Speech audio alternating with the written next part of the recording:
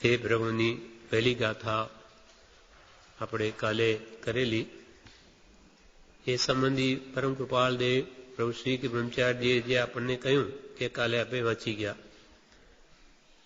હે પ્રભુ શું કહું દીનાનાથ દયાળ, હું તો દોષય અનંતનું ભાજન છું કરુણાળ. હે પ્રભુ, હે પરમાત્મા, હે શુદ્ધાત્મા, હું આપને શું કહું? કેમ કે હું તો દોષ અનંતનું ભાજન છું. અનંત દોષ મારામાં ભરેલા છે, પણ આપ દયાળુ છો, દીન એવા મારા જેવા પામરના પણ નાથ છો, તેથી મારા દોષો કહેવાની આપને હિંમત કરું છું. નહીં તો મારી કે આપ જેવા મહાપુરુષની સમક્ષ હું મારા દોષનું શું વર્ણન કરું, કેમ કે આપ તો બધું જ જાણો છો. હવે બીજી ગાથા. શુદ્ધ ભાવ મુજમાં નથી, નથી સર્વ તુજરૂપ, નથી લઘુતા કે દીનતા, શું કહું પરમ સ્વરૂપ. હું અનંત દોષનું ભાજન છું. કેમ તો કે હું મોટે ભાગે હું અશુભમાં જ રમું છું, અશુભ ભાવોમાં જ રમું છું. શુભ ભાવ પણ ક્યારેક જ આવે છે, બાકી મોટે ભાગે તો રાગ દ્વેષ કામ ક્રોધ આદિ ભાવોમાં જ મારો આત્મા રમે. જ્યારે શુભમાં પણ રમવું એના માટે મુશ્કેલ છે, તો શુદ્ધ ભાવ તો મારામાં ક્યાંથી આવે? શુદ્ધ ભાવ મજમાં નથી, નથી સર્વ તુજરૂપ. તુજરૂપ એટલે બધામાં પરમાત્મા રહેલો છે. જેમ પ્રભુશ્રીને બધામાં શુદ્ધ આત્મા દેખાય, પ્રભુશ્રી અમાન્ય તો બધામાં પ્રભુ દેખાય છે, પણ એવી દ્રવ્ય દ્રષ્ટિ આપણી થઈ નથી. એટલે આપણી તો પર્યાય દ્રષ્ટિ છે. એટલે આપણને દેહ દેખાય, આ પુરુષ છે, આ સ્ત્રી છે, આ વાણીઓ છે, બ્રાહ્મણ છે, આ ગરીબ છે, ધનવાન છે, એવી આપણી પર્યાય દ્રષ્ટિ છે. તો એ ભગવાન નથી સર્વ તુજરૂપ. તું સર્વમાં રહેલો છે, પણ મારી દ્રષ્ટિ શુદ્ધ ન હોવાથી, દ્રવ્ય દ્રષ્ટિ ન હોવાથી મને બધામાં પ્રભુ દેખાતા નથી. શુદ્ધ ભાવ મુજમાં નથી, નથી સર્વ તુજરૂપ. કેમ કે નથી લઘુતા કે દીનતા. મારામાં લઘુત્વ ભાવ નથી, વિનય નથી, કે દીનતા એટલે નમ્રતા પણ નથી. તો શું કહું પરમ સ્વરૂપ? હે શુદ્ધ સ્વરૂપને પામેલા એવા પરમાત્મા, હું આપને વિશે શું કહું? શુદ્ધ ભાવ મુજમાં નથી, નથી સર્વ તુજરૂપ, નથી લઘુતા કે દીનતા, શું કહું પરમ સ્વરૂપ. કૃપાળુ દેવે બ્રહ્મચારીજી આના અર્થમાં લખે છે કે કૃપાલદેવે ક્ષાયિક સંકિત થયા પછી આ પ્રાર્થના લખી છે. એ પ્રભુ જે લખ્યું ક્ષાયિક સમ્યક દર્શન થયા પછી લખ્યું છે. અને શુદ્ધ ભાવ એ તો બહુ મોટો ગુણ છે. વિત્યો કાળ અનંતે તે કર્મ, શુભાશુભ ભાવ તે શુભાશુભ છેદતા ઉપજે મોક્ષ ભાવ. એટલે આપણો અનંતકાળ જે વ્યતીત થયો તે શુભ અશુભ ભાવમાં જ થયો છે. શુદ્ધ ભાવ તો હજુ સુધી આવ્યો નથી.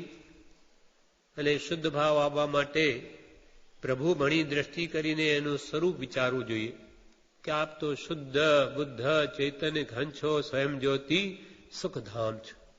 એવી દ્રષ્ટિ જ્યાં સુધી આપણામાં ન આવે, અર્થાત આત્મજ્ઞાન ન થાય, ત્યાં સુધી પર્યાય દ્રષ્ટિ ટળીને દ્રવ્ય દ્રષ્ટિ થાય જ નહીં.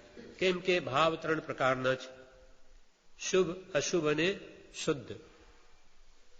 શુભ ભાવ અશુભ ભાવનાદિત ચાલે, પણ શુદ્ધ ભાવ તો હજુ સુધી આવ્યો નથી. એના માટે એક સ્તવનમાં દેવચંદ્રજી લખે છે કે શુદ્ધ ભાવ લાવવો હોય તો શું કરવું? તો કે નિષ્કામી અને નિષ્કસાઈ એવા નાથ પરમાત્માનો સમાગમ જોઈએ, એના વચનોનો સમાગમ જોઈએ, અને એની આણા એટલે આજ્ઞાનું શુદ્ધ રીતે પાલન જોઈએ.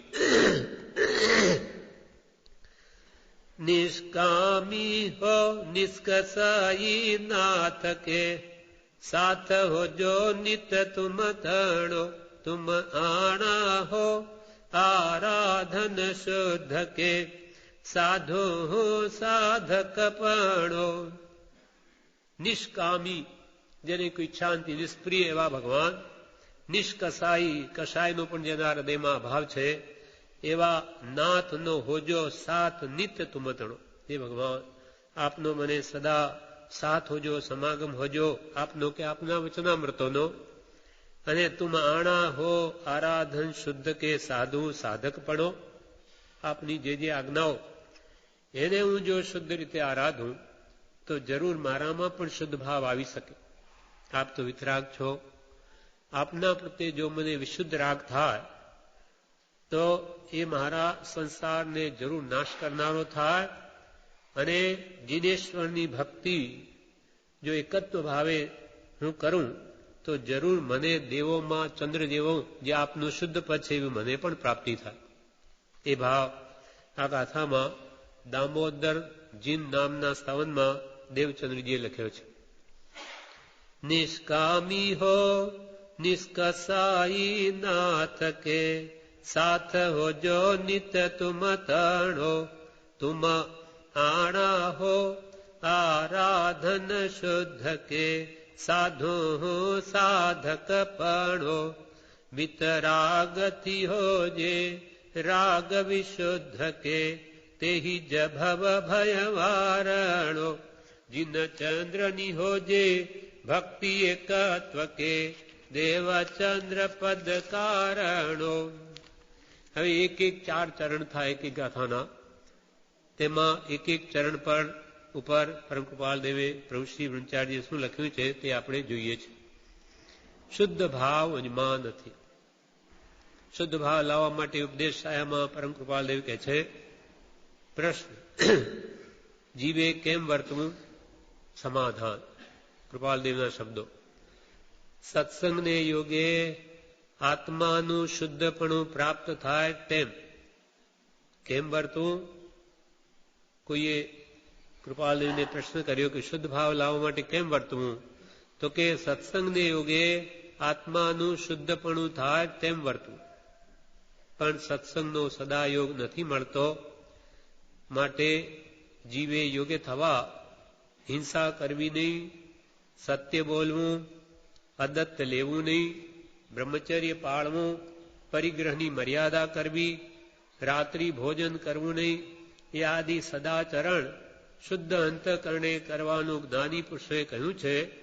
તે પણ જો આત્માને અર્થે લક્ષ્ય રાખી કરવામાં આવતા હોય તો ઉપકારી છે, નહીં તો પુણ્ય યોગ પ્રાપ્ત થાય. કૃપાલ કે આપણે શુદ્ધ ભાવ તમારે લાવવો હોય તો આવી યોગ્યતા કેળવો. જે પંચ મહાવ્રત કે પંચ અણુવ્રત જ્ઞાની પુરુષોએ કહ્યા તે જ આ વાત છે. અહીંયા હિંસા કરવી નહીં, સત્ય બોલવું, અદત્ત એટલે અચોર્ય પાળવું, ચોરી કરવી નહીં, બ્રહ્મચર્ય પાળવું અને પરિગ્રહની મર્યાદા કરવી. ગ્રસ્ત માટે સ્વપત્ની સિવાય બધી બીજી સ્ત્રીઓ માતા કે બહેન સમાન છે. આ પ્રમાણે શ્રાવકને માટે જ અણુવ્રત છે અને મુનિને માટે જ પંચ મહાવ્રત છે. તો કે તમારે અશુદ્ધ ભાવને તજીને શુભ ભાવમાં રહેવું અને શુદ્ધ ભાવ તો જ પ્રાપ્ત થશે. તેના માટે રાત્રિ ભોજન કરવું નહીં, સદાચરણ સેવવા અને આત્માર્થના લક્ષ્ય જ આ બધું કરવું, નહીં તો માત્ર પુણ્યયોગ પ્રાપ્ત થાય. એટલે જો આત્માર્થના લક્ષ્ય ક્રિયા કરવામાં ન આવે તો મોક્ષ ન થાય. ગમે એટલું ભલે દાન, શીલ, તપ, ભાવ બધું કરે, પણ આત્મશુદ્ધિનો જો લક્ષ્ય ન હોય તો માત્ર કૃપાલ કે પુણ્યયોગ પ્રાપ્ત થાય.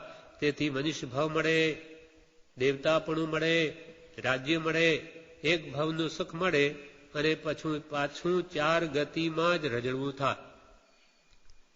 હે ભગવાન, આ મારા આત્માના શુદ્ધિ માટે જ આત્માર્થે જ કરું છું. આટલું મેલવણ જો ન નાખીએ તો આ બધું ફોક છે. ફોક છે એટલે પુણ્ય બંધ થાય, પણ પુણ્યનું ફળ તો એકાદ ભવ દેવલોકનું સુખ છે. એટલે કૃપાલ કે આત્માર્થનું લક્ષ્ય રાખીને કરજો, નહીં તો આ બધું 4 ગતિમાં જ રજળવાનું કારણ થશે. એટલે કહ્યું, દાન તપશીલ વ્રત નાથ આણા વિના થઈ બાધક કરે ભવ ઉપાધિ.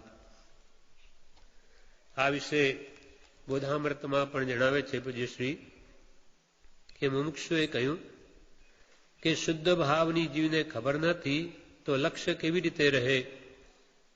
આપણે શુદ્ધ ભાવનો કોઈ કાળે અનુભવ જ નથી તો એનો આપણે લક્ષ્ય પણ કેમ રાખીએ કે ભાઈ મારે શુદ્ધ ભાવ આવવો છે ને આ મેળવવો છે. તો તેના જવાબમાં પૂજ્યશ્રી કહે જ્ઞાની પુરુષના અવલંબને શુદ્ધ ભાવનો લક્ષ્ય રખાય છે. જ્ઞાનીએ કહ્યું તે સાચું છે, હું તો કંઈ જાણતો નથી, એવો ભાવ રાખે તો શુદ્ધ ભાવનો લક્ષ્ય રહે છે. શુદ્ધ ભાવને અર્થે જે શુભ ભાવ કરવામાં આવે છે તે પુણ્યાનુબંધી પુણ્ય એટલે પરંપરાએ મોક્ષનું કારણ થાય છે.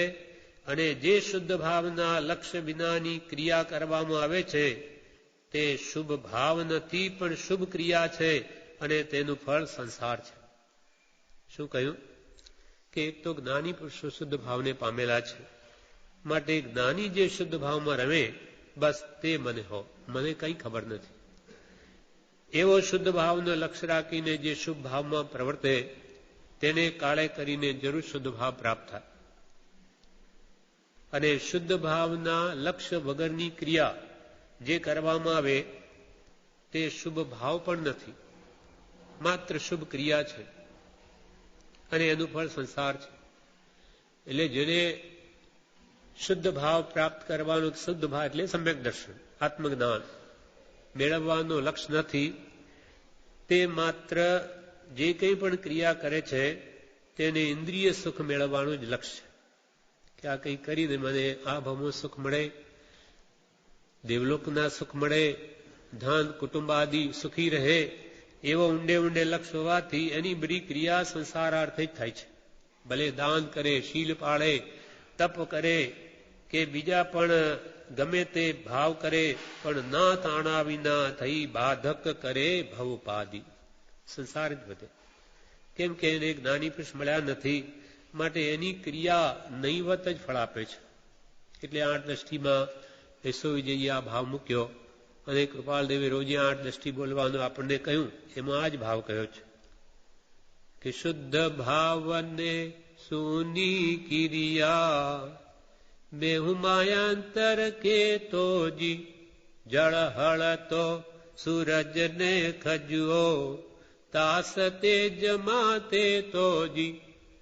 એક તો જળ હળતો સૂર્ય કેવો જ્વાજલિમાન છે, અને એક આગિયો ખજુઓ એટલે આગિયો, આગિયાનું તેજ કેટલું હોય નૈવત. હવે ક્યાં આગિયો ને ક્યાં સૂરજ, તો ક્યાં શુદ્ધ ભાવ સહિત અથવા એના લક્ષ્યની ક્રિયા અને ક્યાં સુની ક્રિયા ભાવ વગરની આત્માર્થના લક્ષ્ય વિનાની, એટલો અંતર છે. શુદ્ધ ભાવને સુની ક્રિયા બેઉમાં અંતર કહેતો કેટલો અંતર, તો કે જળ હળતો સૂરજ ને ખજવો તાસ તેજમાં તે તો. સૂર્ય ને ખજવામાં જેટલો અંતર એટલો જ શુદ્ધ ભાવના લક્ષ્યની ક્રિયા અને આ લક્ષ્ય વગરની ક્રિયામાં એટલો અંતર છે. એટલે ગમે એટલી ક્રિયા કરવા છતાં પણ એનું ફળ સંસાર જ આવે. એટલે કૃપાલે આપણને કહે છે કે શુદ્ધ ભાવ મજમાં નથી. એ ભાવ લાવો કે ભગવાન મને શુદ્ધ ભાવ ક્યારે પ્રાપ્ત થશે, કેમ કે એ વગરની ક્રિયા અનંત કાળમાં અનંતવાર દિન દીક્ષા આચાર્યપણું વગેરે મેં કર્યું, બધું ભોગ કર્યું. હવે ભગવાન મારું ફોક ન જાય, એટલે મારો લક્ષ્ય શુદ્ધ ભાવનો જ બન્યો રહે. શુદ્ધ ભાવ ન રહેતો હોય ત્યારે શુદ્ધ ભાવ પામેલા પરમ કૃપાળુ દેવમાં ચિત્ત રાખવું. વાસનાથી આખું જગત ભરેલું છે, વાસના એ દુઃખ છે, માટે આપણે વાસનાથી બચવું. મનુષ્ય ભાવ ચિંતામણી સમાન છે, જે ઈચ્છે તે મળી શકે.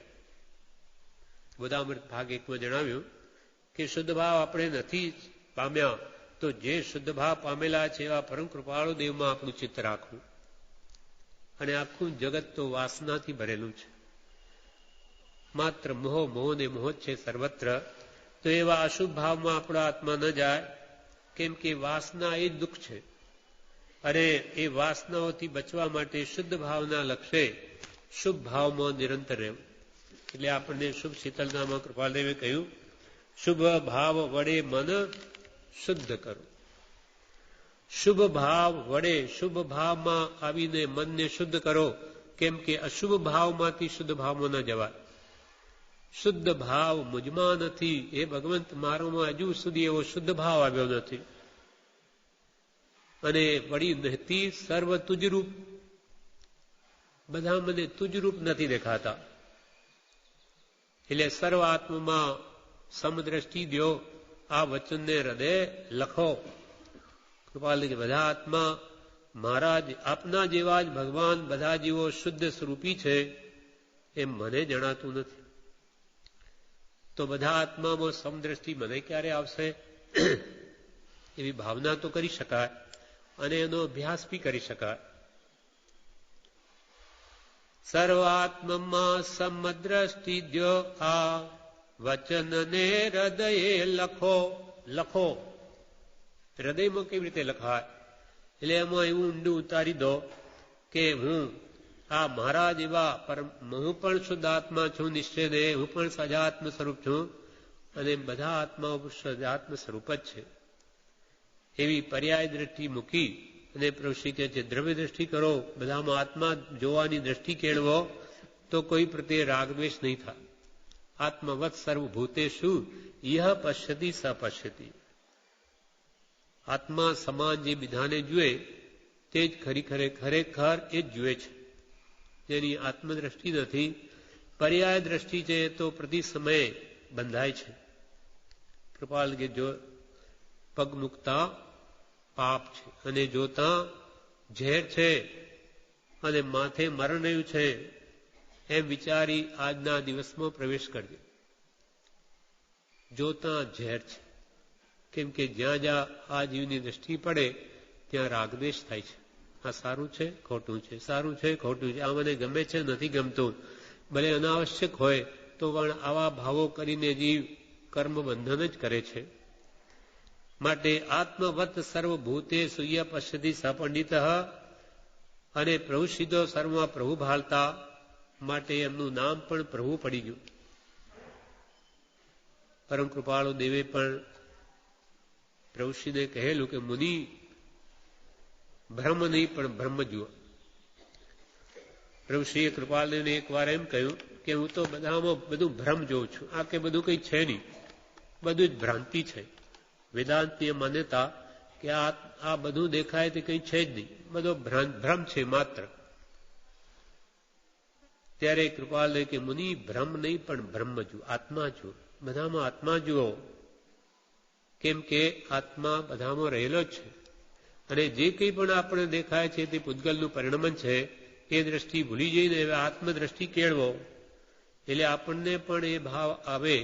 એના માટે કહ્યું કે હે ભગવંત મારામાં શુદ્ધ ભાવ મુજમાં નથી સર્વ તુજ રૂપ, તુજ સ્વરૂપ, સહજાત્મ સ્વરૂપ દ્રષ્ટિ મારામાં બધામાં થતી નથી અર્થાત કરવી છે. એ પણ મને પણ એવી દ્રષ્ટિ થાઓ જેથી મારો સંસાર નાશ પામે અને મારા રાગદ્વેષ ઘટે. તુલસીદાસજી હતા, મહાત્મા હતા, તો એ એકવાર ચિત્રકૂટના ઘાટ પર બેઠેલા અને ત્યાં સંત પુરુષો જે આવ્યા એ બધામાં આત્મા જોતા, રામ જોતા કે આ બધામાં રામ છે.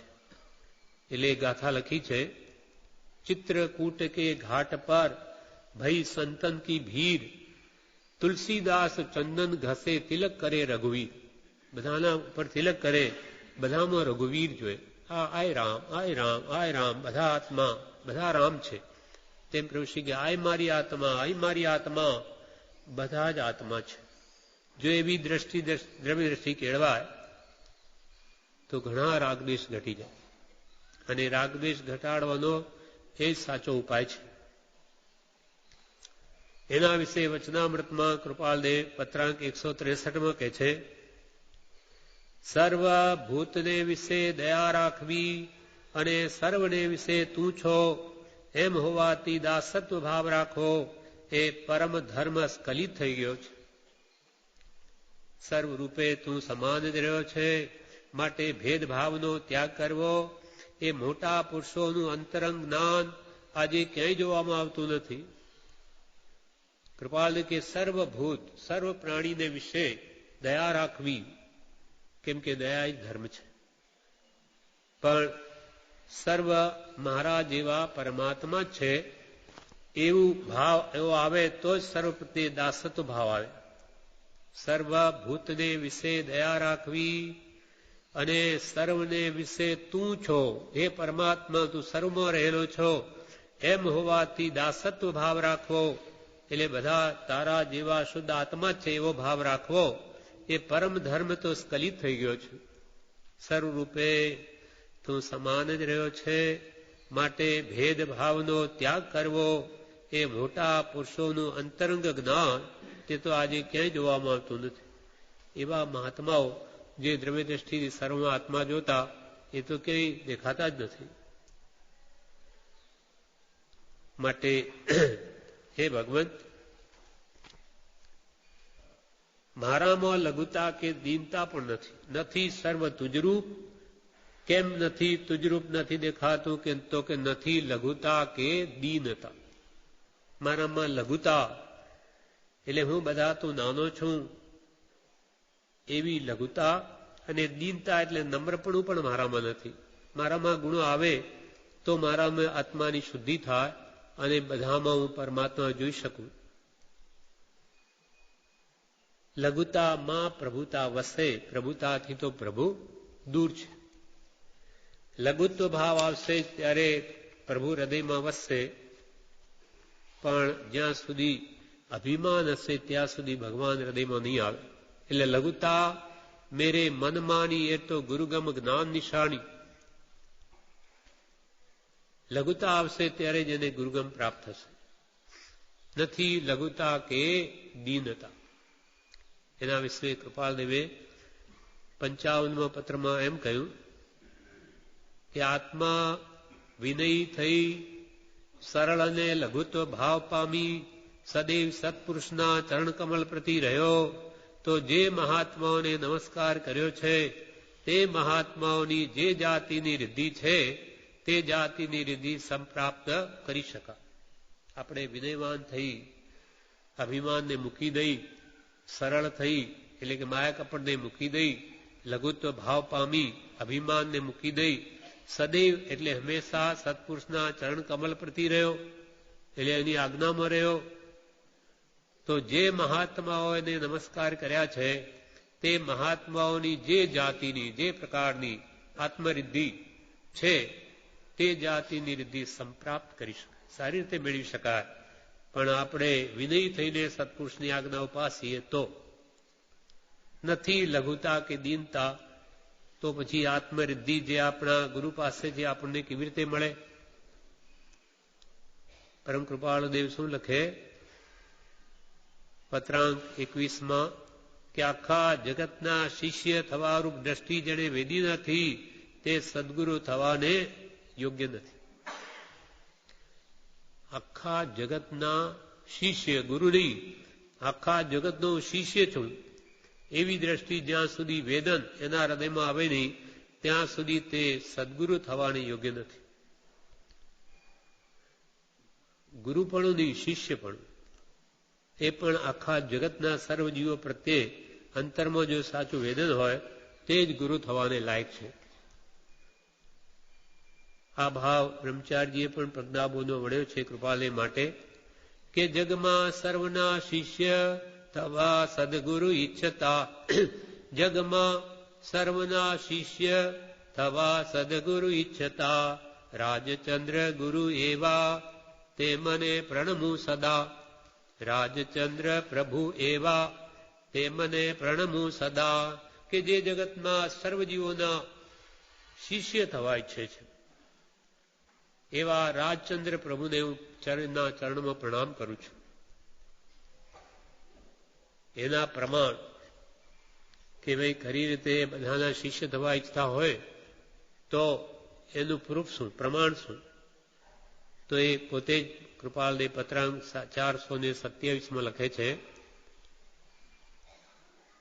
નિરંતર જ્ઞાની પુરુષની સેવાના ઈચ્છાવાન એવા અમે છીએ, તથાપિ આ દુષ્મ કાળને વિશે તો તેની પ્રાપ્તિ પરમ દુષ્મ દેખીએ છે અને તેથી જ્ઞાની પુરુષના આશ્રયને વિશે સ્થિર બુદ્ધિ છે જેની એવા મુમુક્ષુજનને વિશે સત્સંગ પૂર્વક ભક્તિ ભાવે રહેવાની પ્રાપ્તિ એ મહાભાગ્યરૂપ જાણીએ છીએ. શું કે કૃપાલે કે જ્ઞાની પુરુષની અમે નિરંતર સેવા ઈચ્છીએ છીએ, પણ આ દુષ્મ કાળનો તો એ જ્ઞાની પુરુષનું જ દુર્લભપણું થઈ ગયું છે. નિરંતર હંમેશા નિરંતર જ્ઞાની પુરુષની સેવાના ઈચ્છાવાન એવા અમે છીએ. નિરંતર અમે જ્ઞાની પુરુષની સેવાના જ ઈચ્છક છીએ. તથાપિ આ દુષ્મ કાળને વિશે તો એવા જ્ઞાની પુરુષની પ્રાપ્તિ પરમ દુષ્મ દેખીએ છે. દુઃખે કરીને પણ જ્ઞાનીની પ્રાપ્તિ ન થાય એવો આ કાળ આવી ગયો છે. તેથી તો શું કરવું? તો જ્ઞાની પુરુષના આશ્રયને વિશે સ્થિર બુદ્ધિ છે જેની, એવા મુમુક્ષુજનને વિશે સત્સંગ પૂર્વક ભક્તિ ભાવે રહેવાની પ્રાપ્તિ એ મહાભાગીરૂપ જાણીએ છીએ. જે જ્ઞાની પુરુષ ના મળે તો જ્ઞાની પુરુષના આશ્રિત એવા મુમુક્ષુઓનો પણ જો અમને સમાગમ મળે તો પણ અમે અમારે ભાગ્યશાળી માણીશું. એવા ભયંકર કલિયુગમાં જ્ઞાની તો શું, જ્ઞાનીના આશ્રિત મળવા પણ દુર્લભ થઈ પડ્યા છે. આ તો આપણા મહાભાગી છે કે ચારે બાજુ ભારતમાં રહેનારા જિજ્ઞાસુ આરાધક મુમુક્ષુ જેવો અહીંયા આવીને આ પરિશ્રમમાં એકઠા થાય તો એ પણ આપણા મહાભાગી છે કે આ બધાના દર્શન થાય છે. બ્રહ્મચારીએ એક વાર કહ્યું છે ઉપદેશમાં કે આ પરિસરમાં એક બે જણને એવો ભાવ થયો કે અહીંયા તો લોકો બહુ આવશે એટલે આપણે ઈડર જઈએ. ત્યારે બ્રહ્મચારી શું કે ત્યાં જઈને શું કરશો? કે આવા મુમુક્ષોના દર્શન ક્યાંથી, કે જેના હૃદયમાં કૃપાલદેવ બિરાજે એવા બધા અહીંયા આવશે. એ તો મહાભાગી હોય તો એના દર્શન પણ થાય. કેમ કે આ જગતમાં હજારો લાખો જીવ છે, કંઈ બધા આરાધક નથી. ગમે તે ધર્મને બધા માનતા હોય પણ એનાથી કંઈ મુક્તિ નથી. સાચા ધર્મના જે આરાધક તે બધા આવતા હોય અને તમે અહીંયાથી જવાની ઈચ્છા કરો, ત્યાં પથરા મોજીને શું કરશો? એકલા એક બે દિવસ ઠીક લાગે, પછી કરશો શું? એટલે અહીંયા રહીને બધાની સાથે આરાધના કરો તો વિશેષ લાભ થશે. એમ કૃપાલદેવ પોતે પણ કે છે કે અમે જ્ઞાની પુરુષનું દુર્લભપણું છે તો જ્ઞાની પુરુષના આશ્રયને વિશે સ્થિર બુદ્ધિ છે જેની, એટલે જેને જ્ઞાની પુરુષનો દ્રઢ આશ્રય કર્યો છે એવા મુમુક્ષુજનનો સમાગમ જો તેમાં ભક્તિ ભાવે જો અમને થાય તો એ પણ અમે મહાભાગ્ય જાણીએ છીએ. વળી પત્રાંક 193 કહે, અમને તો પ્રત્યેક મુમુક્ષુનું દાસત્વ પ્રિય છે. અમને તો પ્રત્યેક મુમુક્ષુનું દાસત્વ પ્રિય છે.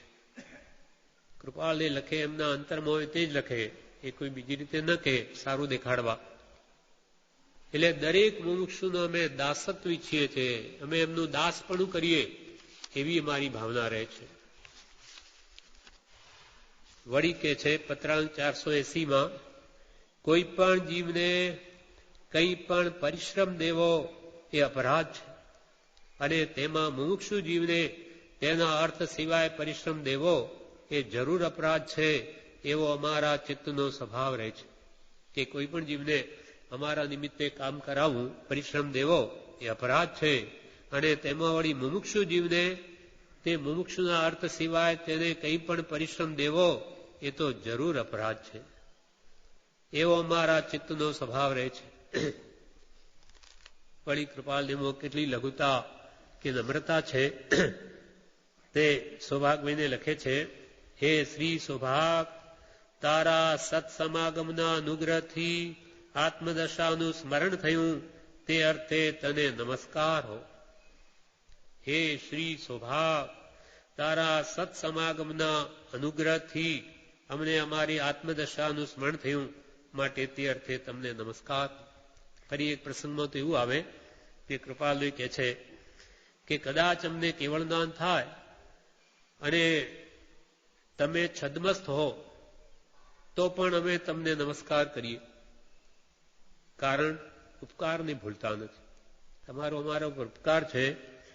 કુંકુદાચાર્યને પણ નમસ્કાર કર્યા કે અમારી આત્મદશા વૃદ્ધિમાં આપ કારણભૂત થયા, અને સૌભાગભાઈને કર્યા, અંબાલાલભાઈને પણ કર્યા, જૂઠાભાઈને પણ કર્યા, જ્યાં જ્યાં ગુણ જોઈએ ત્યાં કૃપાલદેવ નમસ્કાર કરે છે.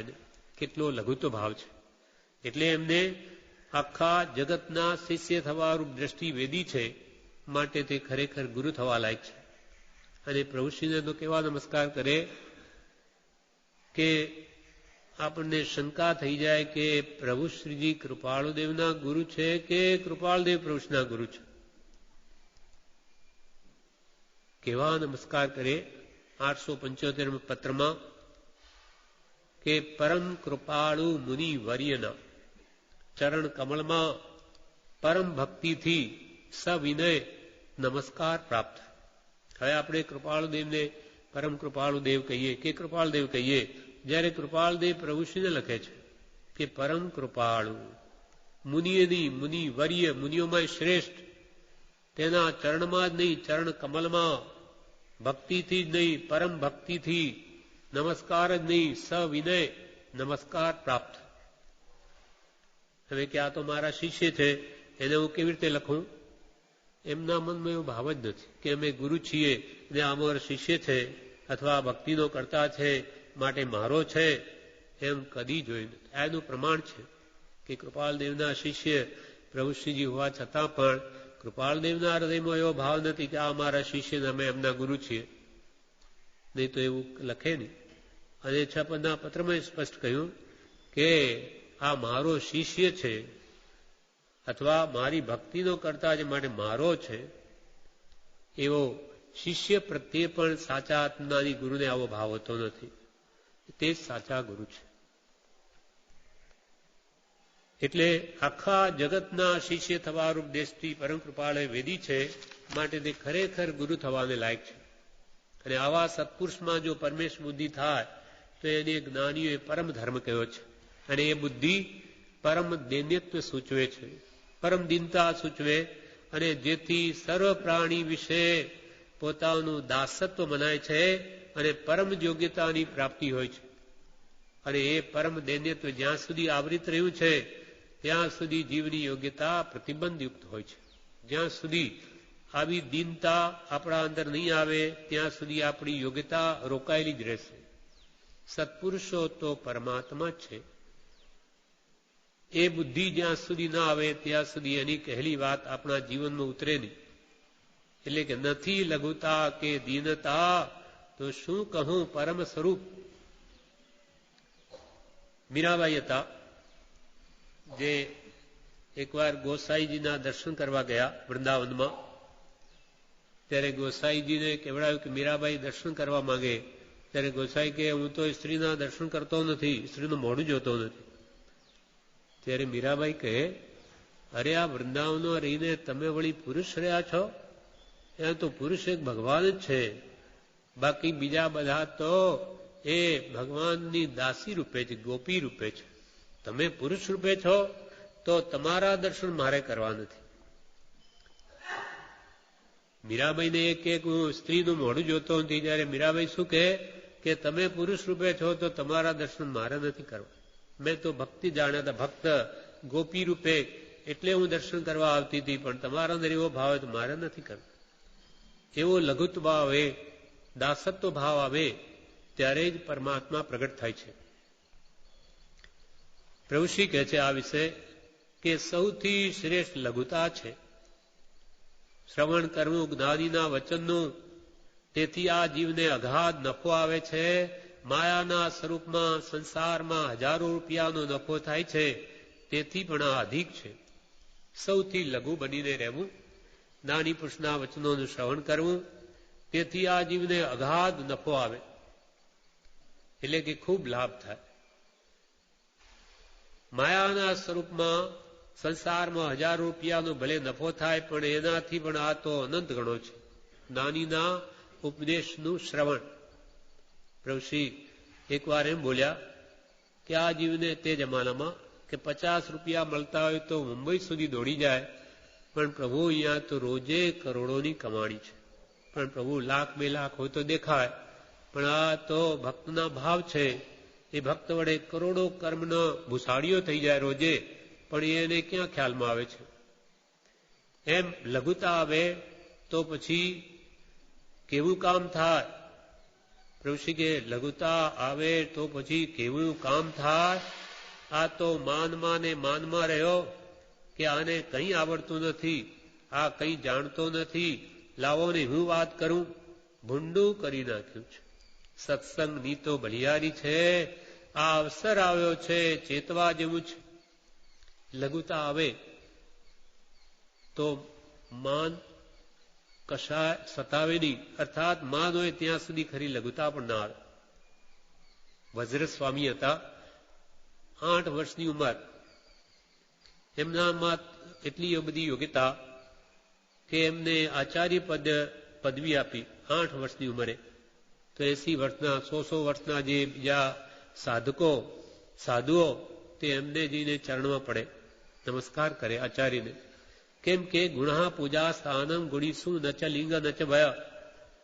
પૂજાનું સ્થાન તો ગુણ છે, ન કે સ્ત્રીલિંગ કે પુલ્લિંગ કે નચ ભય કે ભાઈ આ તો બાળક છે કે વૃદ્ધ છે એ પૂજાવા લાયક નથી. પણ જેમાં ગુણ છે તે હંમેશા પૂજનીય છે.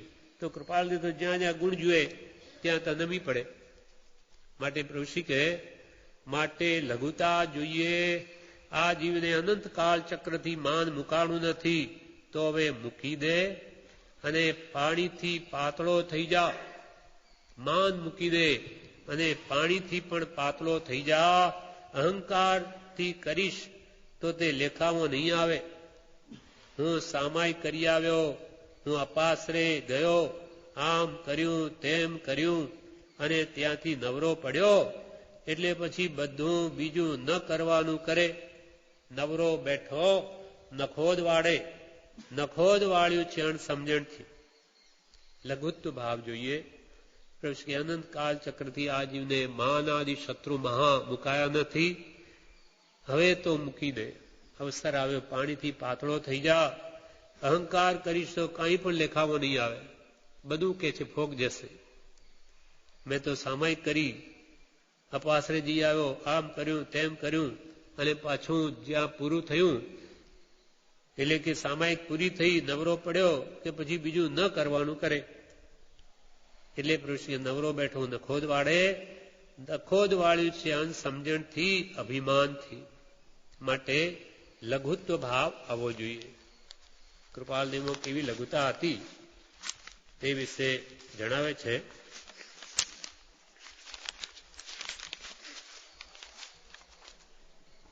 કે એક મહારાષ્ટ્રના સંત હતા, મહારાષ્ટ્રમાં. એનું નામ એકનાથ. આ એમની વાત છે, પછી કૃપાલદેવનું પણ છે.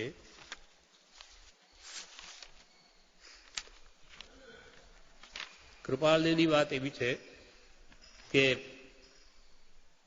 એમનામાં કેટલી લઘુતા, કેટલી વ્યવહાર કુશળતા કે કંઈ પણ સતનો જિજ્ઞાસુ હોય તો હું બધું જાણું છું, સમજું છું એવો જેને કંઈ પણ એનો ગર્વ નથી.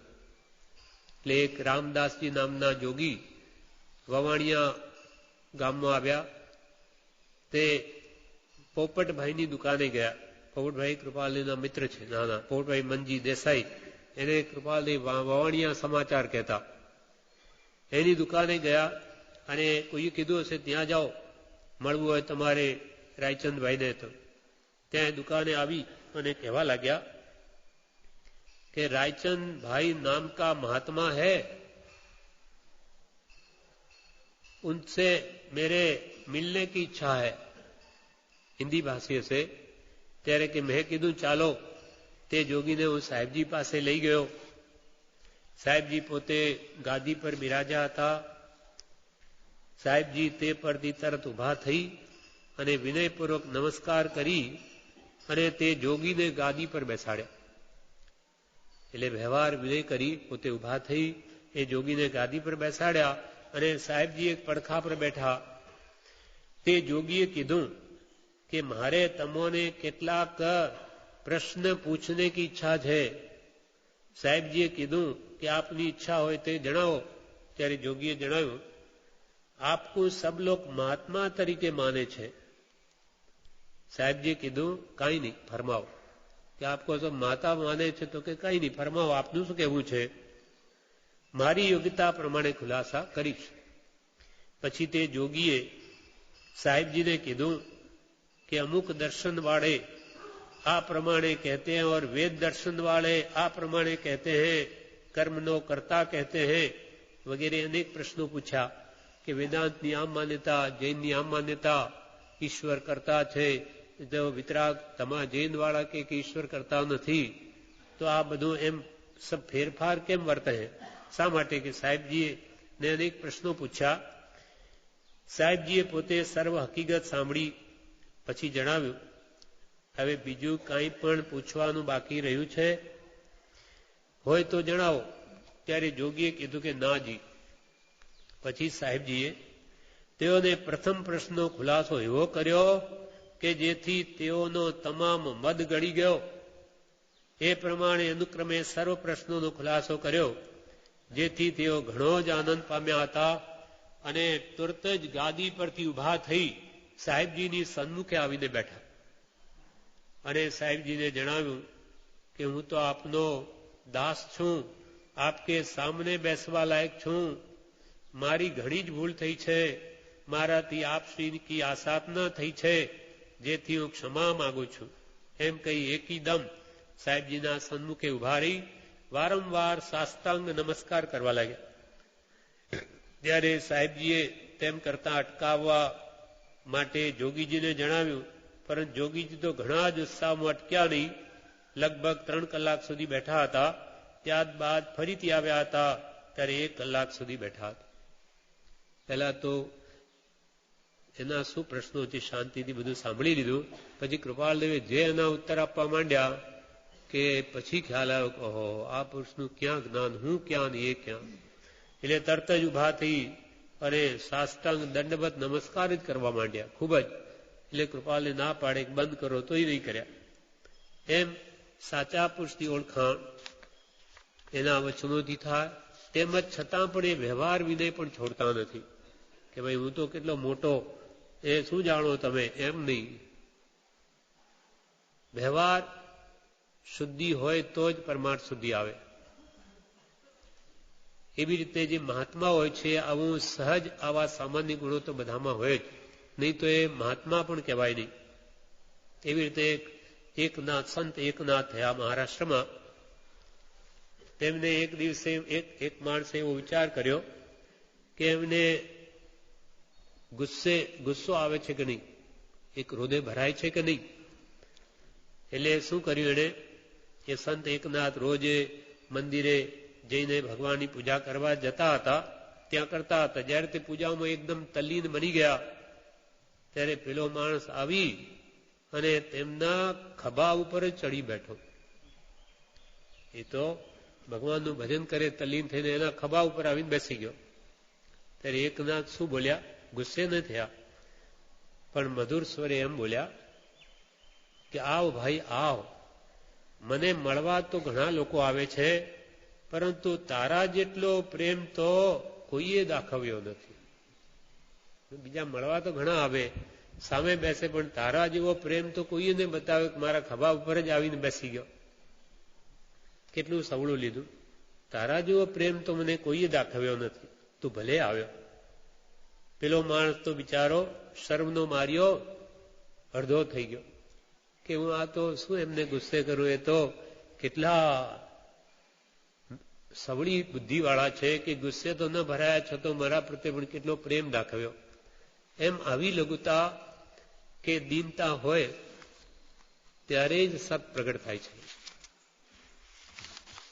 એકવાર એક ચીનના મહાત્માની કથા છે. વિચારક હતા ચીનના એક મહાત્મા અને એક એનો શિષ્ય. આ નમ્રતા ઉપર કથા છે કે આપણને લઘુતા અને દીનતા એટલે નમ્ર બનવું, કઠોર ન બનવું. તે શિષ્યે ગુરુજીને આવીને કહ્યું કે આપ નમ્રતા વિશે કંઈ મને કહો. નમ્રતા એટલે શું? ત્યારે જવાબમાં લાઓ ત્વે, લાઓ જે એનું નામ, તેને પોતાનું મોં ઉઘાડી ગુરુએ જીભ બતાવીને બોલ્યા, જીભ, કે હજી મારી આ જીભ મારા મોઢામાં સાબુત છે? શિષ્યને કહ્યું, આ મોઢામાં મારી જીભ સાબુત છે? ત્યારે શિષ્યે જોઈને કહ્યું કે હા, જીભ તો સાબુત છે. વળી કહ્યું કે ગુરુ કહે મારા મોઢામાં બધા દાંત પણ સાજા સમા છે. ત્યારે શિષ્યએ કહ્યું નાજી, આપના મોઢામાં તો એકે દાંત રહ્યો નથી. ત્યારે ગુરુ બોલ્યા બેટા, જીભ નરમ છે માટે તે હજી ટકી રહી છે. જીભ નરમ છે માટે તે હજી ટકી રહી છે. જ્યારે દાંત પોતાના કઠણપણાને લઈને એકબીજાને અથડાઈને બધા નાશ પામી ગયા છે. આ કઠણ એવા દાંત એકબીજાને અથડાઈથી બધા તૂટીને મરી ગયા અર્થાત નીકળી ગયા. જ્યારે જીભ નરમ છે એમ કે છે નમ્ર થવું પણ કઠણ કદી ન થવું. એમ આવી મારામાં પ્રભુ લઘુતા કે દીનતા મારામાં ક્યાંથી આવશે, ક્યારે આવશે? નથી લઘુતા કે દીનતા, શું કહું પરમ સ્વરૂપ. એ વિશે બોધામૃતમાં જણાવે છે કે બધાનો સાર વિનય. ઉપદેશામૃતમાં પુરુષે કહ્યું બધાનો સાર વિનય. વનો વેરીને પણ વશ કરે, દીકરો થઈને ખવાય, બાપ થઈને ન ખવાય. વનાની અને લઘુતાની વાત કરે આત્માર્થી, જે આત્માનો અર્થી હોય તે લઘુતા કે વિનયની વાત કરે. પહેલા વિનયને ઘરમાં લાવશે તો કામ થશે. મોટા કરોડપતિ હોય પણ વનો હોય તો તેના અમે દાસ છીએ. લઘુતા તો મેરે મનમાની, ચિદાનંદજી મહારાજ કહે લઘુતા મેરે મનમાની એ તો ગુરુગમ જ્ઞાન નિશાની. માન ન હોય તો અહીં જ મોક્ષ. તે મુકાણું તો કામ થયું. સમાધિસ્થ બાહુબલી ને તેમની બહેનો બ્રાહ્મી સુંદરી એ જંગલમાં જઈને કહ્યું, ઋષભદેવ ભગવાને મોકલી બ્રાહ્મી સુંદરીને. ત્યાં આવીને બાહુબલજી જે સમાધિસ્થ 12 મહિનાથી ધ્યાનમાં ઉભા છે ત્યાં આવીને કહ્યું વીરા મારા ગજ થકી હેઠા ઉતરો. ત્યારે બાહુબલજી વિચારમાં પડી ગયા અને જાગ્યા કે ખરી વાત છે, અહંકાર રૂપી ગજ ઉપર બેઠો છું, નાના ભાઈને હું નમવા હવે તો જાઉં એમ વિચારીને ઉઠ્યા કે તરત જ કેવળનાન થયું. આટલા જ માનના અહંકારથી કેવળનાન અટક્યું હતું. આ જીવનું માન અહંકારે ભૂંડું કર્યું છે તે મુખ્ય છૂટકો છે. એક નહીં જેવા સંજ્વલન માન કશાયથી બાહુબલીને 12 મહિના સુધી સુકાઈ ગયા, માળા ઘાલી દીધા પણ જ્ઞાન ન થયું. જ્યારે આવું સંજ્વલન માન પણ એટલું નડે તો આપણું અનંતાનંદબંધી કષાય વાળું માન તો અનંત સંસાર વધારે. માટે આપણે તો વિશેષ વિશેષ લઘુતા અને દીનતા લાવવાની ખૂબ જરૂર છે. વળી પ્રભુશ્રી કહે સર્વ શાસ્ત્રનો સાર અને મોક્ષ પામવાનો માર્ગ કે સંકિતનું કારણ એ વિનય છે. વિનયથી પાત્રતા આવે છે. વિનય ધર્મનું મૂળ છે. સર્વ શાસ્ત્રોનો સાર. ઉત્તરાધ્યાયમાં પહેલું અધ્યયન વિનયનું કહ્યું. વિનય વડે તત્વની સિદ્ધિ છે. પહેલા જ આપણે સભા મંડપ કે મંદિરમાં જતા પહેલા નમસ્કાર કરીએ છીએ. કેમ કે હે ભગવાન, હું તો આપના ચરણ રજ સમાન છું અને આપ તો આપના ચરણમાં મારું મસ્તક મૂકું છું, આપની આજ્ઞા શિરોધારી કરું છું. કેમ કે વિનય વગર તો અંદર એનો બોધ પરિણમે નહીં. વિનય સર્વશાસ્ત્રો સાર અને મોક્ષ પામવાનો માર્ગ કે સંકિતનું કારણ પણ વિનય છે. એના ઉપર શાસ્ત્રોમાં ચંડ રુદ્રાચાર્યની કથા છે. ચંડ રુદ્રાચારી આચાર્ય છે પણ એમની પ્રકૃતિ બહુ ક્રોધી છે. એટલે જ્યાં એ રહે અપાશ્રમો ત્યાં એકલા જ બેસે. કઈ નિમિત્ત જાણે બનશે તો મારાથી સહન થશે નહીં અને આ મારો મોટો દોષ છે એટલે ખૂણામાં જ બેસે. ત્યાં શું બન્યું, એક વાર એક નવજવાન પરણેલો હજુ મીંડલી હાથે બાંધેલું છે અને ગુરુના દર્શન કરવા ત્યાં આવ્યો. સાથે છોકરાઓ મસ્કરા હતા. એટલે એ બીજા સાધુઓને કહે કે એને દીક્ષા આપો ને, હજુ લગ્ન કરીને ત્યાં જ આવ્યો છે પેલો, એને દીક્ષા આપો ને. ત્યારે બીજા સાધુઓ શું કહે કે મોટાઓ પાસે જાઓ. એમ કરતા કરતા ઠેઠ ગુરુ પાસે તે પહોંચી ગયો. હવે ત્યાં જ નહીં પેલા મસ્કરા કે એને દીક્ષા આપો વારંવાર કહેવા લાગે. ગુરુનો ક્રોધી સ્વભાવ. એટલે વારંવાર શું કહે છે, એટલે પકડી માથું ને ખેંચી લીધા વાળ બધા. શિષ્ય પણ કેવો કે ગુરુએ મારા પર પરમ કૃપા કરી, મને દીક્ષા આપી, માનીથી દયા મારા પર કરી એમને, એવો હળુકર્મી. એટલે એ તો મનથી આનંદ માન્યો અને પેલા છોકરાઓ તો બધા ભાગી ગયા. આ તો ખરેખર કે દીક્ષા આપી દીધી. હવે ત્યાં જઈને શિકાયત કરશે અને હવે ઘરના બધા આવશે. એટલે એ નવ પરણિત શું કહે કે ગુરુદેવ હવે આપણે અહીંયાથી વિહાર કરીને ચાલ્યા જઈએ, નહીં તો હમણાં ઉપસર્ગ થશે. તો કે હવે ક્યાં જઈએ, સાંજ પડી ગઈ, પણ હવે ચાલો, અહીંયા રહેવામાં ઠીક નથી. એટલે તો કે મહારાજ ચલાશે નહીં, તો કે મારા ખભા ઉપર બેસી જાઓ, આપને ઉપાડી લઈ જઈશ. એ લઈ જાય છે, પહાડ પર ચઢે છે કે જેથી કોઈ વિક્ષેપ ના આવે, પાછળ ઉપાધિ ન થાય. પણ અંધારું પડતું જાય છે. એટલે હવે ખાડા ટેકરા આવે, એટલે ગુરુ ઉપર બેઠા, એમનાથી સહન થતું નથી. એટલે વળે બહુ. શું કરે, દેખ દોખતો નથી, જોઈને ચાલ. તો એ પોતે સમતા ભાવ કે મારા જરૂર ગુરુદેવ, હું બરો ધ્યાન રાખીને કરીશ. અંધારું પડી ગયું. એટલે હવે નીચે આમ ઘોડાઓની જેમ બની ચારે હાથ પણ નીચે મૂકી ત્યાં જોતો જાય છે કે કોઈ ખાડો ટેકરો તો નથી, મારા ગુરુને કઈ આંચ ના આવે. એ રીતે આમ જોઈને ગુરુને લઈને ચાલે, પણ હજુ પણ આંચ આવે છે. એટલે ગુરુનો સ્વભાવ ક્રોધી, એટલે એના માથામાં મારે છે, ટોલા મારે. છતાં પણ એ શિષ્ય શું વિચારે કે આ મારું જ કારણ છે, મારા નિમિત્તે ગુરુને કેટલી આપતા પડે છે. એમને આ ઘર છોડું, અરે અપાસરાથી આ બહાર વિહાર કરવો પડ્યો, આ બધો દોષ મારો જ છે. મારા પર તો ગુરુની અનંત કૃપા થઈ, પણ આ જે એમને અહીંયાથી નીકળી જવું પડ્યું એ અપરાધ બધો મારો જ છે. ઉપરથી મારે છે શ્રી ગુરુ. છતાં પણ પોતે એનો સવળો અર્થ કરે છે. એનું પરિણામ શું આવ્યું આવા વિનયનું કે વિચારમાં એને કેવળ જ્ઞાન થઈ જાય છે, પછી બરોબર ચાલે. એટલે ગુરુ કહે શું અલ્યા, શું જ્ઞાન થયું, હવે તો બરોબર ચાલે. તો કે ગુરુદેવ આપના પસાય.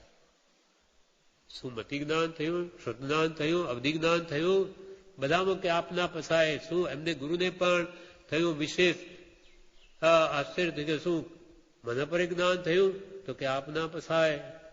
શું કેવળ જ્ઞાન થયું, તો ગુરુદેવ આપના પસાય. ગુરુ તરત નીચે ઉતર્યા અને પછી એમને ખમાવા લાગ્યા કે હે ભગવાન, મેં આપનો ખૂબ અપરાધ કર્યો, મેં આપને ખૂબ દુઃખ દીધું. એમ પશ્ચાતાપ કરતા પછી ગુરુને પણ કેવળ જ્ઞાન થયું. આમ વિનય. કૃપાલદેવે કહ્યું આત્મસિદ્ધિમાં ગુરુ રહ્યા છદમસ્ત પણ વિનય કરે. ભગવાન શિષ્યને કેવળ જ્ઞાન થઈ ગયું તો પણ એમને એમ નહીં કે હું તો કેવડી મળી ગયો, હવે ક્યાં અમને ઉપાડીને ફરું. નહીં, એમની કૃપાએ મને કેવળ જ્ઞાન થયું છે. એ મને આવી રીતે પીડા ના આપત તો મને એવો ભાવ જ ઉપજત નહીં. એટલે બધાનું કારણ મારા ગુરુ જ છે. એમ આવી લઘુતા આવશે તો અનેક ગુણ પ્રગટશે. એટલે કૃષ્ણએ સર્વશાસ્ત્રનો સાર અને મોક્ષ પામવાનો માર્ગ કે સંકિતનું કારણ પણ વિનય છે, અને વિનયથી પાત્રતા યોગ્યતા આવે છે. લઘુતાથી પ્રભુતા આવે છે. પ્રભુશ્રી કહેતા કે અમારું નામ લઘુ રાજ પાડ્યું તે સારું છે, બધેથી નીચે જઈને અમે તો બેઠા છે. વિનય એ ધર્મનું મૂળ છે. બધાનો યથાયોગ્ય વિનય કરવો. વિનય એક વશીકરણ મંત્ર છે. વૈરીને પણ વશ કરે બનો. આપણો ગમે એટલો વૈરી હોય, આપણા પ્રત્યે બીજો ભાવ રાખતો હોય, એનો પણ આપણે જો નમ્ર બનીને વિનય કરીએ તો એનો પણ વેરભાવ જતો રહે. અને સર્વનો યથાયોગ્ય વિનય કરવો. જ્યાં જ્યાં ગુણ જોઈએ ત્યાં નમી પડવું. એમ કહ્યું. એક 5 કળશી અનાજ ઉપાડનાર એક ભાર વાહકની કથા છે. એક માણસ 5 કળશી આટલી બધું અનાજની ગુણી ઉપાડીને ચાલી શકે, એવું કોઈ કરી ન શકે. એટલે રાજાએ એને એકવાર એમ કહ્યું કે તારે માર્ગમાંથી કદી ખસવું નહીં, ગમે તેવો આવે. હું પણ જો મારી સવારી પણ આવે તો પણ તારે ખસવું નહીં. તું કેટલું ભાર ઉપાડીને ચાલે છે. પણ એક દિવસે શું બન્યું કે કોઈ જ્ઞાની પુરુષ સામેથી આવતા હતા. એટલે એ જોઈને તે ખસી ગયો. ત્યારે એની પાછળ પણ કેટલાય બીજાએ વજન ઉપાડીને આવતા હતા. એણે જઈને રાજાને કહ્યું કે આપે એવો હુકમ કર્યા છતાં પણ પેલો ખસી ગયો એક મહાત્માને જોઈને. તે રાજાએ એને બોલાવીને પૂછ્યું, ભાઈ તું કેમ ખસી ગયો? તો કે મહારાજ, હું જે ભાર ઉપાડું છું એના કરતા આ મહાત્મા પંચ મહાવ્રતનું ભાર ઉપાડે છે. અને હું પણ પહેલા સાધુ જ હતો, પણ મારાથી એ મહાવ્રતનું ભાર ઉપાડી નહીં શક્યો. ત્યારે આ 5 કળશી આ ભાર ઉપાડતો થયો. માટે મારા કરતા આ મહાત્મા તો ઘણા જ મોટા છે, એ ભાર હું નથી ઉપાડી શકતો.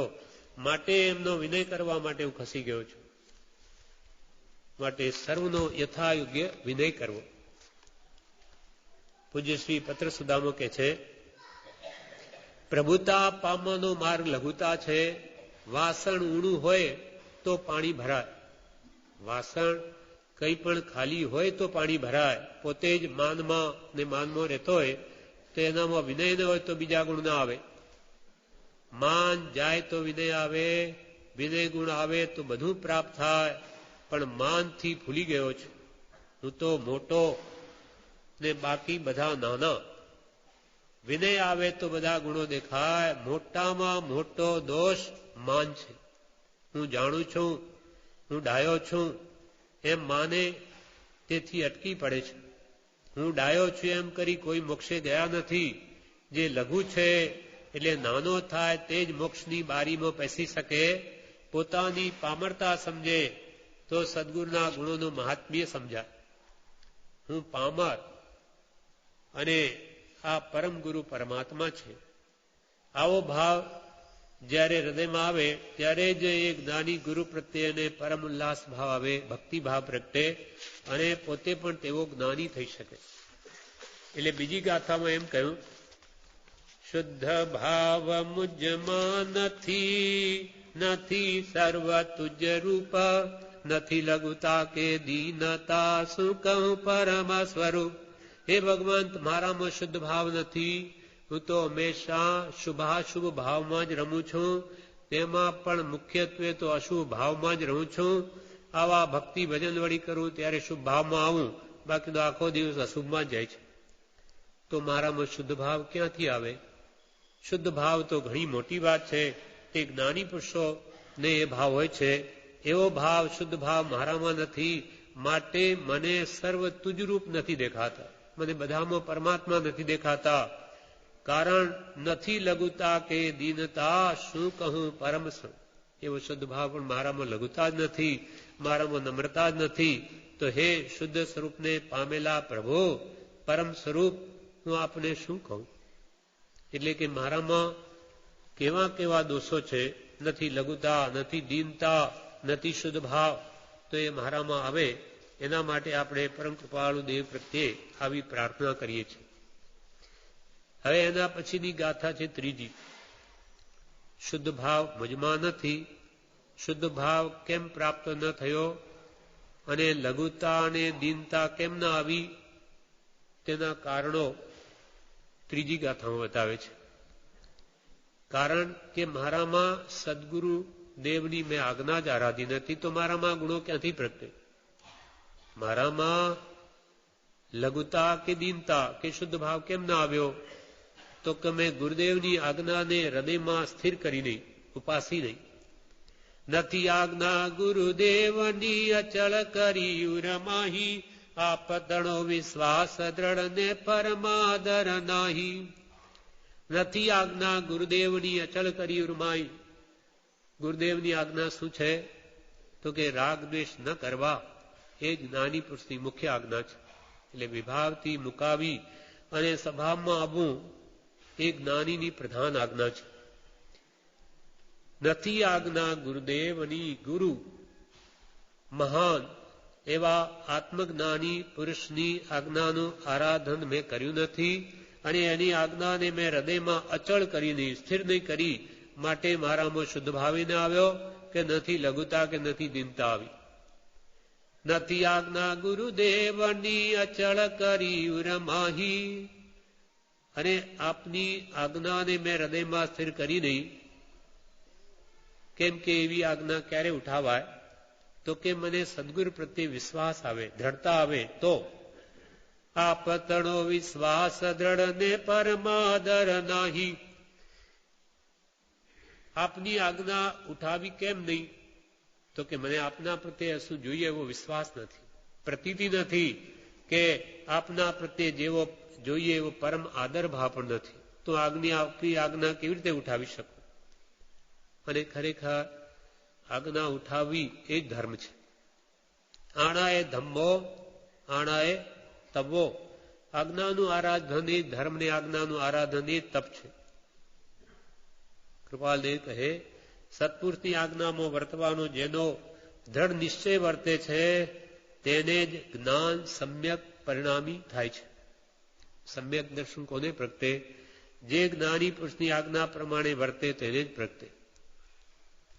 અને સદગુરુ પ્રસાદની પ્રસ્તાવનામાં પ્રભુશ્રી લખે છે, એ ગાથા લખે શાસ્ત્રીય, કે જીણ આણા કુણમ તાણમ સવેપી મુખ કારણમ સુંદરમ અપી સ્વબુદ્ધિએ સવમ ભવ નિબંધણમ.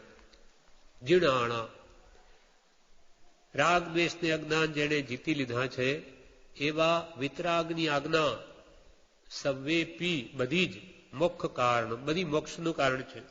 ભલે નાનામાં નાની આજ્ઞા હોય પણ એ પણ જીવને મોક્ષે લઈ જાય. જીણાણા કુણમ તાણમ સવેપી મોક્ષ કારણમ, સદી મોક્ષનું કારણ. પણ સુંદરમ અપી સ્વબુદ્ધિએ સવમ ભાવ નિબંધણ.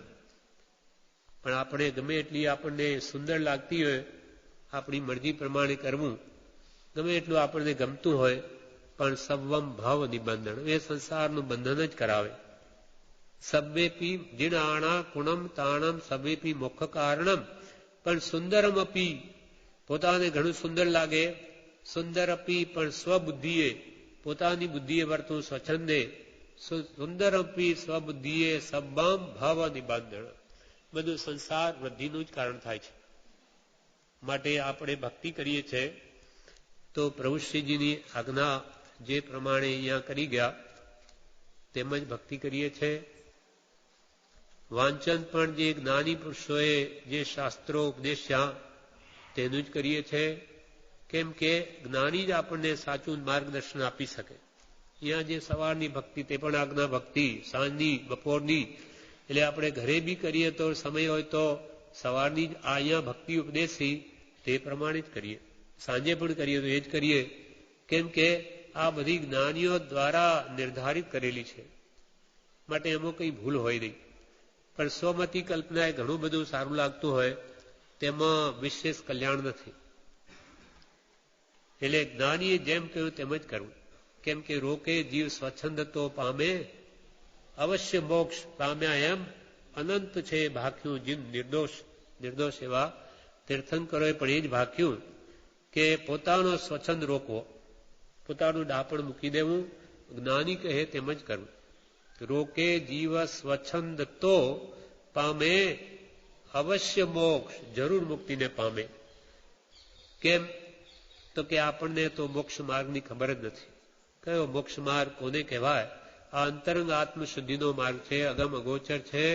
માટે જ્ઞાની કહે તેમ કર્યા કરવું, એમાં આપણું કલ્યાણ છે.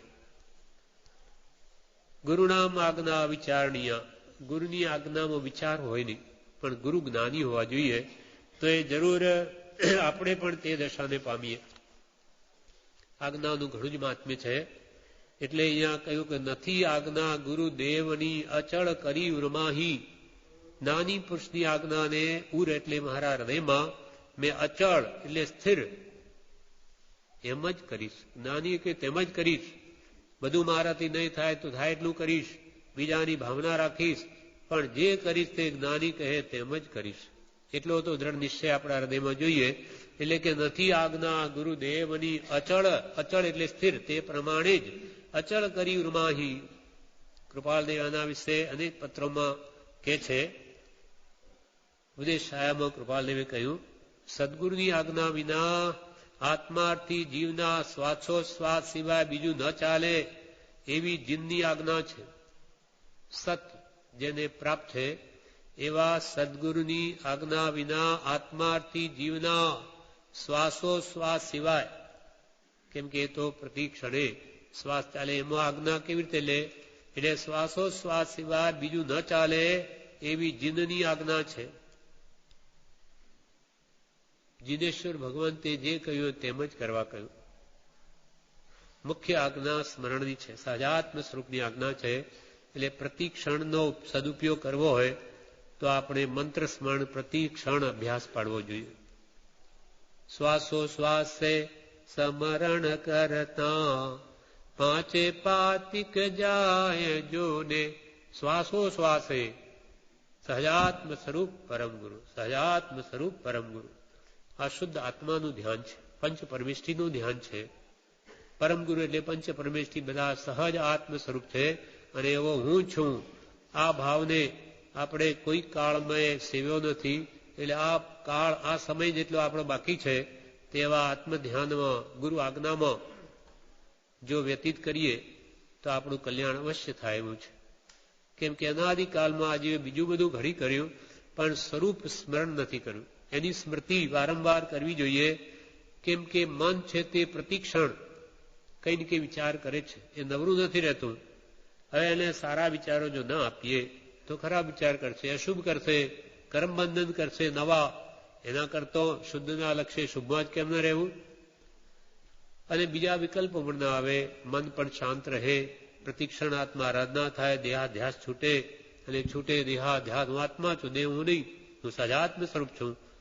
એટલે દેહાધ્યાસ તૂટે છે એનાથી. હું દેહ નથી, હું આત્મા છું એટલે હું દેહ નથી. તો છૂટે દેહાધ્યાસ તો નહીં કરતા તું કર્મ, નહીં ભોગતા તું તેહનો, એ જ ધર્મનો માર્ગ. એટલે પ્રભુ કૃપાલદેવ કહે, સદગુરુની આજ્ઞા વિના આત્માર્થથી જીવના શ્વાસોશ્વાસ સિવાય બીજું ન ચાલે એવી જીનની આજ્ઞા છે. નાનીને ઓળખો, ઓળખીને એઓની આજ્ઞા આરાધો. નાનીની એક આજ્ઞા આરાધતા અનેક વિધ કલ્યાણ છે. એક આજ્ઞા આરાધે તો બધા ગુણો આવી વસે છે. એક ક્ષમા ગુણ પણ દ્રઢપણે જીવનમાં ઉતારી દે તો બીજા ગુણો આપોઆપ આવે. એકની પાછળ એની લિંક છે. એમ સહજાત્મ સ્વરૂપને ભાવના જો ભાવે બીજા ગુણો આપોઆપ આવે. એમ એની આજ્ઞા, એક આજ્ઞા આરાધતા અનેક વિધ કલ્યાણ છે. વરસાદ એક વર્ષે પણ વનસ્પતિઓ તો કરોડો જેમ ઉગી નીકળે, એમ એક આજ્ઞા જો સાચા દ્રઢ ભાવે નાની પુરુષની આરાધે તો બધા જ દોષો ક્ષીણ થવા લાગશે. સાચા પુરુષની આજ્ઞા આરાધે તે પરમાર્થ રૂપ જ છે, તેમાં લાભ જ થાય. એ લાભ એ વેપાર લાભનો જ છે. મોતીભાઈ હતા નડિયાદ વાળા, જે કૃપાલદેવની સેવામાં રહેલા ઉત્તરસંડા. તે એકવાર કૃપાલદેવ કે તમે અમારી પાછળ કેમ પડ્યા છો? તો કે અમને તો તમારાથી ઘણો લાભ થયો છે. તો કે શું લાભ થયો છે? તમે અમને કેમ ઓળખ્યા? તો કે આપની કૃપાએ અમારી સંસારની ઈચ્છાઓ મટી ગઈ, એટલે અમે તો જાણીએ છીએ કે આપ જ્ઞાની પુરુષ છો. બાકી અમે અંતરંગ ઓળખાણ તો શું હોય આપણને, પણ આપના યોગ વડે મારા દોષો જતા રહે, મને સંસારની ઈચ્છા જ થતી નથી, માટે અમે જાણીએ છીએ કે તમે સાચા પુરુષ છો. આપની આજ્ઞા આરાધવાથી મારા અંતરના ભાવો, સંસાર ભાવો જ મટી ગયા. એટલે જ્ઞાની પુરુષની આજ્ઞા આરાધવું એ વેપાર લાભનો જ છે, એમાં કોઈ નુકસાન છે જ નહીં. ક્ષીણ મોહ પર્યંત જ્ઞાનીની આજ્ઞાનું અવલંબન પરમ હિતકારી છે. કેવલ ના થાય ત્યાં સુધી એની આજ્ઞાનું અવલંબન લેવું જ પડશે, નહીં તો ક્યારે ગબડી પડશે કંઈ કહેવાય નહીં. એટલે જ્ઞાની પુરુષને માથે રાખીને જ ચાલવું. અને જ્યાં સુધી પ્રત્યક્ષ જ્ઞાનીની ઈચ્છા એટલે આજ્ઞાએ નહીં વર્તાય ત્યાં સુધી અજ્ઞાનની નિવૃત્તિ થવી સંભવતી નથી. 200 પત્રમાં લખ્યું. પણ જ્ઞાનીનું આજ્ઞાનું આરાધન તે કરી શકે કે એક દિષ્ટાએ જે તન મન ધનની આસક્તિનો ત્યાગ કરી તેની ભક્તિમાં જોડાય. જ્ઞાનીની ભક્તિમાં જે જોડાય તે જ એની આજ્ઞાનું આરાધન કરી શકે. એટલે સત્પુરુષ પ્રત્યે જેને પ્રેમ ભક્તિ છે, પ્રેમ છે, તે જ એની આજ્ઞા આરાધશે. આપને કૃપાલદેવ પ્રત્યે ભક્તિ ન હોય તો એનું કહેલું આપણે ન કરીએ. એટલે જ્ઞાનીની આજ્ઞાનું આરાધન તે કરી શકે કે જે એક નિષ્ઠાએ તન મન ધનની આસક્તિનો ત્યાગ કરી તેની ભક્તિમાં જોડાય. અનંતકાળ સુધી જીવ નિચ્છંદે ચાલી પરિશ્રમ કરે તો પણ પોતે પોતાથી જ્ઞાન પામે નહીં, પરંતુ જ્ઞાની પુરુષની આજ્ઞાનો આરાધક અંતર્મૂર્તમાં પણ કેવળ જ્ઞાન પામે. આપણી બુદ્ધિએ નિજ છંદે ચાલી અનંતકાળથી આપણે પરિશ્રમ કર્યા છે કે આ ભાવમાં જ આપણે આ ધર્મ આરાધીએ છે. અનંતકાળના પરિભ્રમણમાં કોઈ વાર એવું નથી કર્યું, અનંતવાર કર્યું છે. અનંતવાર જીન દીક્ષા લીધી, અનંતવાર કે છે આચાર્ય થઈ ગયો, વિદ્યાએ ઘણી ભણી, છતાં કેમ કલ્યાણ નહીં થયું?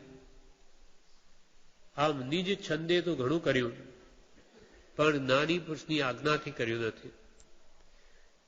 એટલે અનંત કાળ સુધી જીવ નિજ છંદે એટલે પોતાની ઈચ્છાએ ચાલી પરિશ્રમ કરે તો પણ પોતે પોતાથી જ્ઞાન પામે નહીં, પરંતુ જ્ઞાનીની આજ્ઞાનો આરાધક અંતર્મૂર્તમાં પણ કેવળ જ્ઞાન પામે. એનું દ્રષ્ટાંત ગસ્સુકુમાર. ગસ્સુકુમારે જયારે ભગવાન નેમિનાથને પૂછ્યું કે ભગવંત મારે હજુ કેટલા ભાવ કરવાના બાકી, ત્યારે ભગવાન કે 1000 ભાવ. 1000 ભાવ? મને તો ભગવાન એક ભાવ બી નહીં પાલવે, એક ભાવ પણ નહીં રહી શકવા સંસારમાં, મને એવો ઉપાય બતાવો.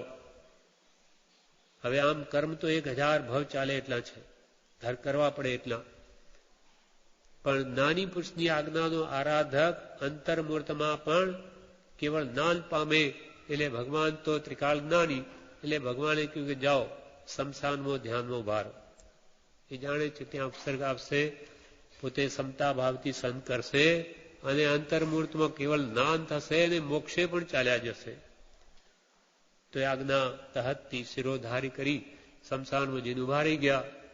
ત્યાં સોમલ સસરો આવ્યો અને કે મારી પુત્રીનો ભાવ બગાડ્યો, અહીંયા આવીને દીક્ષા લઈને ધ્યાનમાં ઉભો રહી ગયો. બસ શમશાન છે, ત્યાં તળાવ પાણી હતું, માટીની પાળ બાંધી દીધી અને મળતું બળતું તેને અંગારા ભરી દીધા માથામાં. પછી સમતા ભાવે બધું સહન કરી અને અંતગઢ કેવડી થઈ ગયા. તે જ ભક્તે શણી માંડીને કેવળ જ્ઞાન પામીને મોક્ષે પણ ચાલ્યા ગયા. 1000 ભાવનો ભૂસાડીઓ થઈ ગયો. કેમ કે આ રાસ્તો વરસ્તો બતાવનાર કોણ હતા? જ્ઞાની પુરુષ. એ જાણે છે કે એનું કલ્યાણ સામો છે. એટલે કૃપાલદેવ અહીંયા કહે કે અનંત કાળથી જીવ નિજ છંદે ચાલી પરિશ્રમ કરે તો પણ પોતે પોતાથી જ્ઞાન પામે નહીં. એટલે આપણે અનંત પરિશ્રમ કર્યા જ છે, તેવું તો આજે કરતા નથી. આજે ક્યાં દીક્ષા લઈને બેઠા? અનંત વાર દીક્ષા લીધી, પણ છતાં એ પરિશ્રમ કરે છતાં પણ પોતે પોતાથી જ્ઞાન પામ્યો નહીં. કેમ કે કાં તો જ્ઞાની અજ્ઞાનીના આશ્રયે બધી દીક્ષા લીધી, કાં સ્વચ્છંદે બધું કર્યું. જ્ઞાનીની આજ્ઞાએ જ મોક્ષ થાય. એ જાણે છે કે આપણું કલ્યાણ સામો છે, પરંતુ જ્ઞાનીની આજ્ઞાનો આરાધક અંતર્મૂર્તમાં પણ કેવળ જ્ઞાન પામે. શાસ્ત્રમાં કહેલી આજ્ઞાઓ પરોક્ષ છે અને તે જીવને અધિકારી થવા માટે કહી છે. મોક્ષ થવા માટે જ્ઞાનીની પ્રત્યક્ષ આજ્ઞા આરાધવી જોઈએ. પ્રત્યક્ષ આજ્ઞા આરાધવી. આત્મા જેને પ્રત્યક્ષ છે એવા જ્ઞાની પુરુષની આજ્ઞા આરાધવી જોઈએ. શાસ્ત્રમાં કે ભાઈ આજ્ઞાઓ તો ઘણી ભગવાન મહાવીર કહી ગયા, બધા અનેક મહાપુરુષો થઈ ગયા, એમને ઘણી આજ્ઞાઓ કીધેલી જ છે, તે આરાધવાથી કલ્યાણ નહીં થાય. તો કે તમને એનાથી યોગ્યતા આવશે જો એ પણ બરોબર હશે તો. એટલે કૃપાલ કે શાસ્ત્રમાં કહેલી આજ્ઞાઓ પરોક્ષ છે, તે જીવને અધિકારી થવા માટે કઈ છે. તમને યોગ્યતા આવશે, પણ તમારે જ્ઞાન પામવું હોય તો યા નિકટ ભૂતકાળમાં કે વર્તમાનમાં જ્ઞાની બનેલા હોય તેની આજ્ઞા આરાધો. કેમ કે આ કાળના આપણા જીવોને આપણી શક્તિ કેવી છે, આપણી બુદ્ધિ કેવી છે, આપણા દોષો કયા પ્રકારના છે, એ નિકટ ભૂતકાળમાં થયેલા પરમ કૃપાળુને બધું જાણે છે. એટલે આપણા માટે શું જોઈએ એ ટૂંકાણમાં આપણને બધું આપી દીધું. એટલે યોગ્ય અસંખ્ય છે, જીન કયા નોપજીમાં કયા, તેમ જ્ઞાનીને અધિકાર છે એ કાળને અનુરૂપ એવો મંત્ર આપી શકે છે. જેમ ઉપસમ વિવેક સંભાર આપ્યો, ચિલાતી પુત્રને કે માસ્તુસ મહારુષ શિવભૂતિ મુનિને આપ્યો, એમ દરેક જ્ઞાની કાળને અનુરૂપ એ જીવોને ટૂંકામાં સાર આપી શકે છે. તો એ જ્ઞાની પુરુષની આજ્ઞા આપણને જે સહજાત્મ સ્વરૂપ પરમગુરુ આપી એ જો આપણે આરાધીએ તો આપણું પણ કલ્યાણ અવસ્થા એવું છે. અને એના આજ્ઞાના 3 પ્રકાર છે. બ્રહ્મચારીજી એક પત્રમાં લખ્યું છે કે એક તો પ્રત્યક્ષ પુરુષ આજ્ઞા આપે, જેમ કે ભગવાન મહાવીરે ગૌતમ સ્વામીને આજ્ઞા આપી, પ્રત્યક્ષ હતા એ તો. એક તો એ પ્રકાર.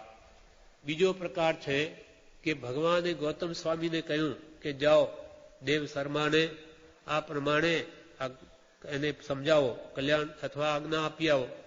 તો એ ભગવાનના કહેવાથી એ ગૌતમ સ્વામી એને સમજાવવા ગયા. આ બીજો પ્રકાર, કહ્યું ભગવાને જ. ત્રીજો પ્રકાર શું? તો કે બીજા જે ભગવાનની કહેલી આજ્ઞા આરાધતા જોઈ અને એનો પણ ભાવ થઈ જાય કે આ કરે છે બહુ સારું કરે છે, મારે આ કરવું છે. તો એ પણ જેની આજ્ઞા છે એને પ્રત્યક્ષ માની અને એના ચિત્રપટ સમજ કે મૂર્તિ સમક્ષ પણ આજ્ઞા લે તો પણ તેટલો જ લાભ થાય છે. એનું દ્રષ્ટાંત પણ વણાગ નટવરનું કહ્યું. ત્રીજો પ્રકાર, ત્રીજા પ્રકારનો. વણાગ નટવર નામનો રાજા છે, એક આરાધક છે, રોજ 2 ઉપવાસ કરે, ત્રીજે દિવસે પારણું કરે, પછી પાછી 2 ઉપવાસ કરે. રાજા છે છતાં હવે એને 2 ઉપવાસ કર્યા છે ને ત્રીજે દિવસે પારણું છે. તે દિવસે ચેડા રાજા એના ઉપરી રાજાનો હુકમ આવી ગયો કે ભાઈ તમારે લડાઈમાં જવાનું છે. એટલે એને થયું કે હવે અહીંયા પારણું કરીને લડાઈમાં જાઉં એના કરતા ઉપવાસ કરીને જ જાઉં. એટલે ગુરુને પોતાનો ભાવ દર્શાવ્યો કે આપની આજ્ઞા હોય તો મને આજે પણ ઉપવાસનું પચખાણ આપો, મારે આ લડાઈમાં જવાનું છે. ત્યારે ગુરુ જ્ઞાની શું કહે કે ભલે ઉપવાસ લઈ લે, પણ ત્યાં તને લાગે કે હવે મારા પ્રાણ બચે એમ નથી તો સારથીને કહીને રથ બાજુ પર લઈ લેજે અને આ પ્રમાણે આરાધના કરજે. ત્યાં સારથી રથનો એ બધું સાંભળી રહ્યો છે. એને પણ એવા ભાવ થયા કે આ ગુરુ જ્ઞાની જે સમજાવે છે રાજાને તે બહુ જ સારું કહે છે. એને હો તે મને હોજો, મને તો કઈ ખબર નથી પડતી આ ગુરુ શું કહે છે, પણ આ મહારાજાને જે હો તે મને હોજો, આ ગુરુ કે એમ જ મારે કરવું છે. એ પ્રમાણે ત્યાંથી જાય છે. પછી લડાઈમાં સામા પક્ષવાળા એમ કહ્યું રાજાએ કે યુદ્ધ શરૂ કરો. ત્યારે વણાગ નટવર રાજા શું કહે કે નહીં, હું શરૂઆત નહીં કરું, હું તો બચાવ કરીશ મારો. એટલે પછી પેલાએ 5 બાણ માર્યા, 5 ઘોડાને, 5 સારથીને, 5 રાજાને ઝેરી બાણ માર્યા. એ બાણ એવા વાગ્યા કે રાજાને થયું કે હવે આ 2 ટકે એમ નથી, ઝેરી બાણ છે. એટલે સારથીને કહ્યું તરત રથ બાજુ પર લઈ લો. એટલે લઈ લીધો. ત્યાં પછી ઘોડાના પેટમાંથી 5 બાણ કાઢ્યા, ઘોડાઓ મરી ગયા. એટલે એમને નિશ્ચય થયો કે હવે આપણા પ્રાણ જવાના છે. એટલે પછી અંતિમ સલ્લેખના આરાધના કરવા માંડ્યા. જે ગુરુએ કહેલું ત્યાં રાજા બધું કરે છે, બધાને ખમાવે છે, બધી જાતની આરાધના.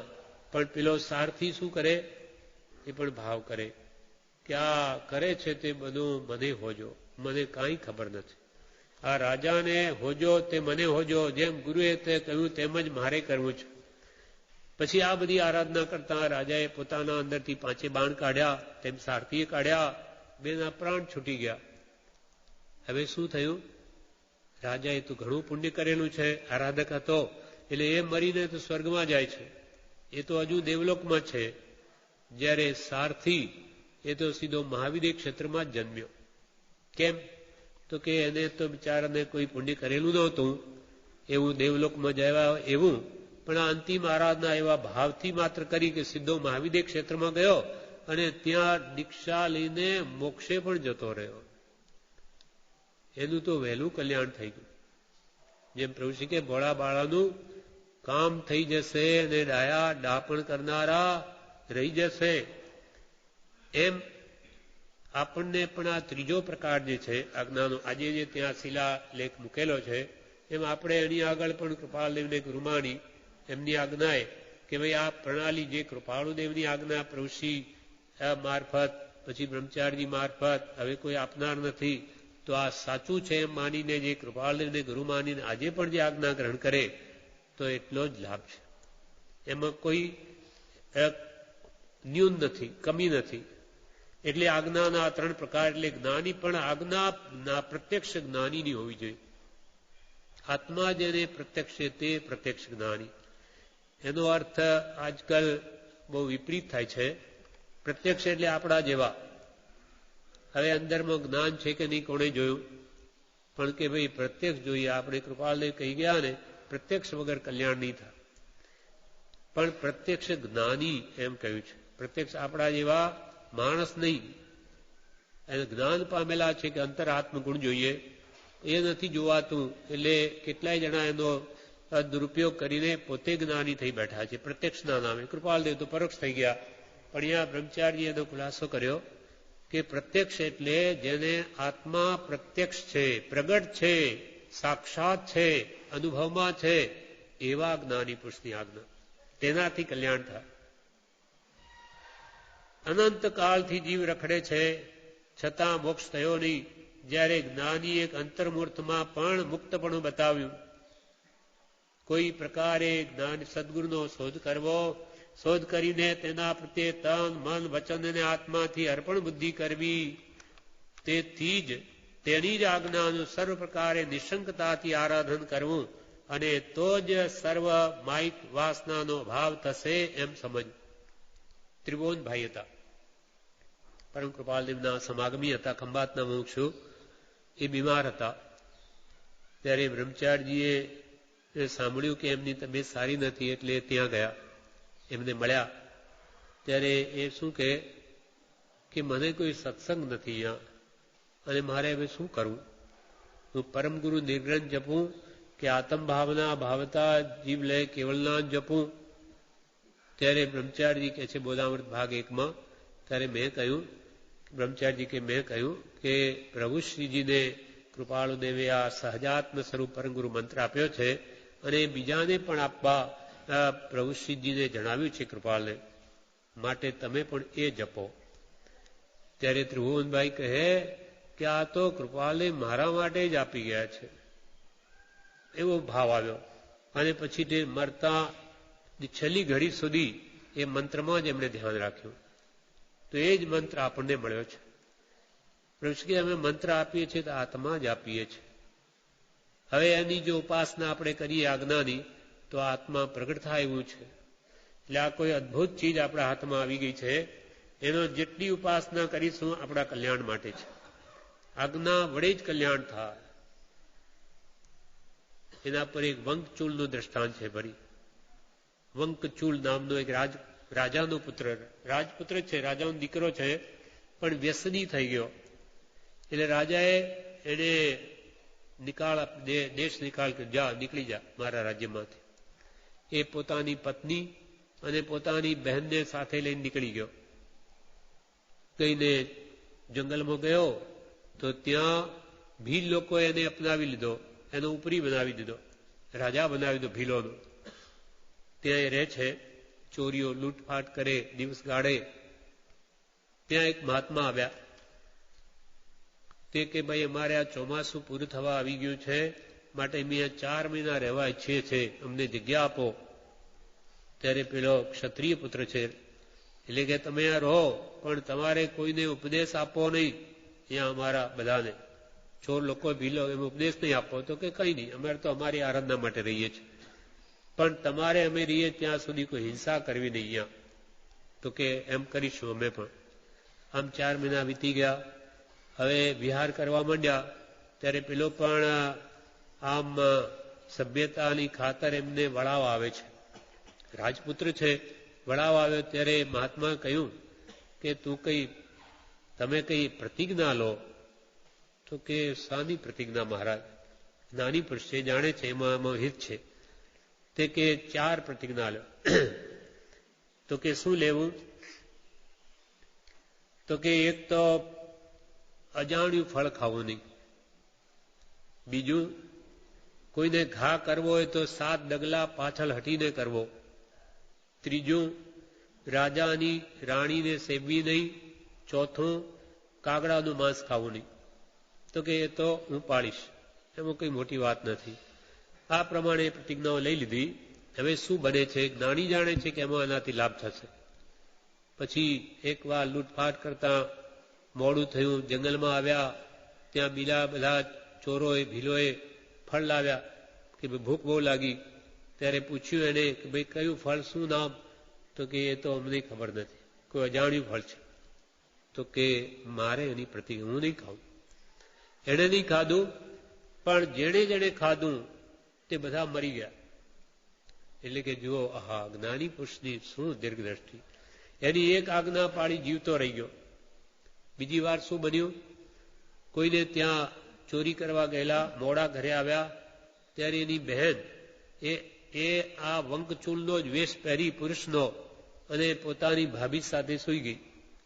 પેલો આવી જોઈએ છે કે અરે આ પરપુરુષ કોણ સૂતો છે, એટલે હું મારી જ નાખું એને. મારવા પણ યાદ આવ્યું ગુરુનું વચન કે 7 ડગલા પાછળ હટીને ઘા કરવો.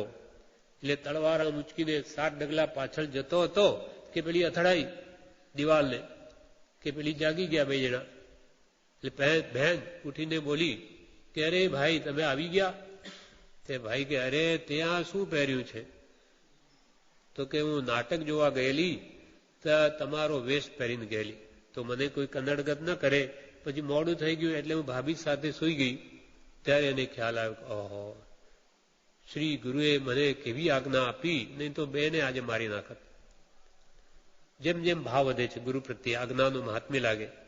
પછી ત્રીજી વાર ચોરી કરતા રાણીના મહેલમાં જાય છે, રાજમહેલમાં ઉપર ચઢે, જેવો હાથ નાખ્યો કે સીધો રાણીના હાથ પર જ પડ્યો.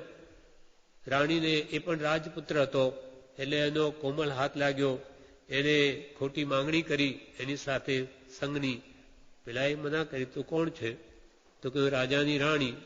તો તમે તો મારા માતા સમાન છો. પણ રાણીએ જાણ્યું કે આ માનતો નથી, એટલે હાવું કરીને એને પકડાવી લીધો. રાજા બધું જાણે છે આ શું થઈ રહ્યું છે. પછી સવારમાં સભા મધ્યે એને કહ્યું કે તું આ મારી રાણીને લઈ જા. તો કે હું નહીં લઈ જાઉં, એ મારી માતા છે. લઈ જા તો ફાંસી ચડાવીશ. તો ફાંસી ચડાવો. ફાંસી સુધી ચડાવ્યો, પણ કહી દીધું કે એને મારતા નહીં. ત્યાર સુધી પણ એ ધડતા રાખી. એટલે અંતમાં રાજાએ કહ્યું કે તું હવે બધું ચરિત્ર રાતનું જાણું છું, આ કેવી છે, તું હવે આ રાજ્યમાં આવ અને આ બધા ભંડારનો માલિક થા. એટલે એને પેલો ભંડારી બનાવી દીધો. આ પ્રતિજ્ઞાનું ફળ, એટલે કે જુઓ કેવી મહાત્માની પ્રતિજ્ઞાનું ફળ છે. ચોથું પછી એ જ રાજ્યમાં લડાઈમાં જાય છે, ત્યાં ઘા વાગે, એનો ઉપાય પણ કાગડાનું માંસ નથી ખાતો. તો આવી દ્રઢતા પાળીને એ દેવલોકમાં મહારિદ્ધિવાળો દેવ થાય છે. એમ નાનીની આજ્ઞા જે દ્રઢતાથી પાડે એનો આ ભાવમાં સુખી થાય, ભવો ભાવ સુખી થાય. માટે એવી આજ્ઞા હે પ્રભુ મને હોજો, પણ એવી નથી આજ્ઞા ગુરુદેવની અચળ કરી ઉર્માહી. જે સાધન કૃપાલ કે પૂર્વકાળે આ જીવે કર્યા છે તે જ્ઞાની પુરુષની આજ્ઞાથી થયા જણાતા નથી. એ વાત અંદેશા રહિત લાગે છે. કેમ કે એમ થયું હોત તો જીવને સંસાર પરિભ્રમણ હોય નહીં. જ્ઞાની પુરુષની આજ્ઞા છે તે ભવમાં જવાને આડા પ્રતિબંધ જેવી છે. આપણે ઘણા બધા જે કાર્યો પૂર્વમાં કર્યા પણ નાનીથી આજ્ઞાથી નથી કર્યા. એ કર્યા હોત તો આજે આ પરિભ્રમણ હોત નહીં, આજે આપણે મોક્ષ પામી ગયા હોત. એટલે એ જ પત્રમાં 511માં કૃપાલદેવ કહે કે જીવના પૂર્વકાલના બધા માઠા સાધન કલ્પિત સાધન મટવા અપૂર્વ જ્ઞાન સિવાય બીજો કોઈ ઉપાય નથી. અને તે અપૂર્વ વિચાર વિના ઉત્પન્ન થવા સંભવ નથી. અને તે અપૂર્વ વિચાર અપૂર્વ પુરુષના આરાધન વિના બીજા કયા પ્રકારે જીવને પ્રાપ્ત થાય? એ વિચાર તો એમ જ સિદ્ધાંત થાય છે કે જ્ઞાની પુરુષની આજ્ઞાનું આરાધન એ જ સિદ્ધ પદનો સર્વશ્રેષ્ઠ ઉપાય છે. એ વાત જ્યારે જીવથી મનાય છે ત્યારથી જ બીજા દોષોનું ઉપશમવું નિવર્તવું શરૂ થાય છે.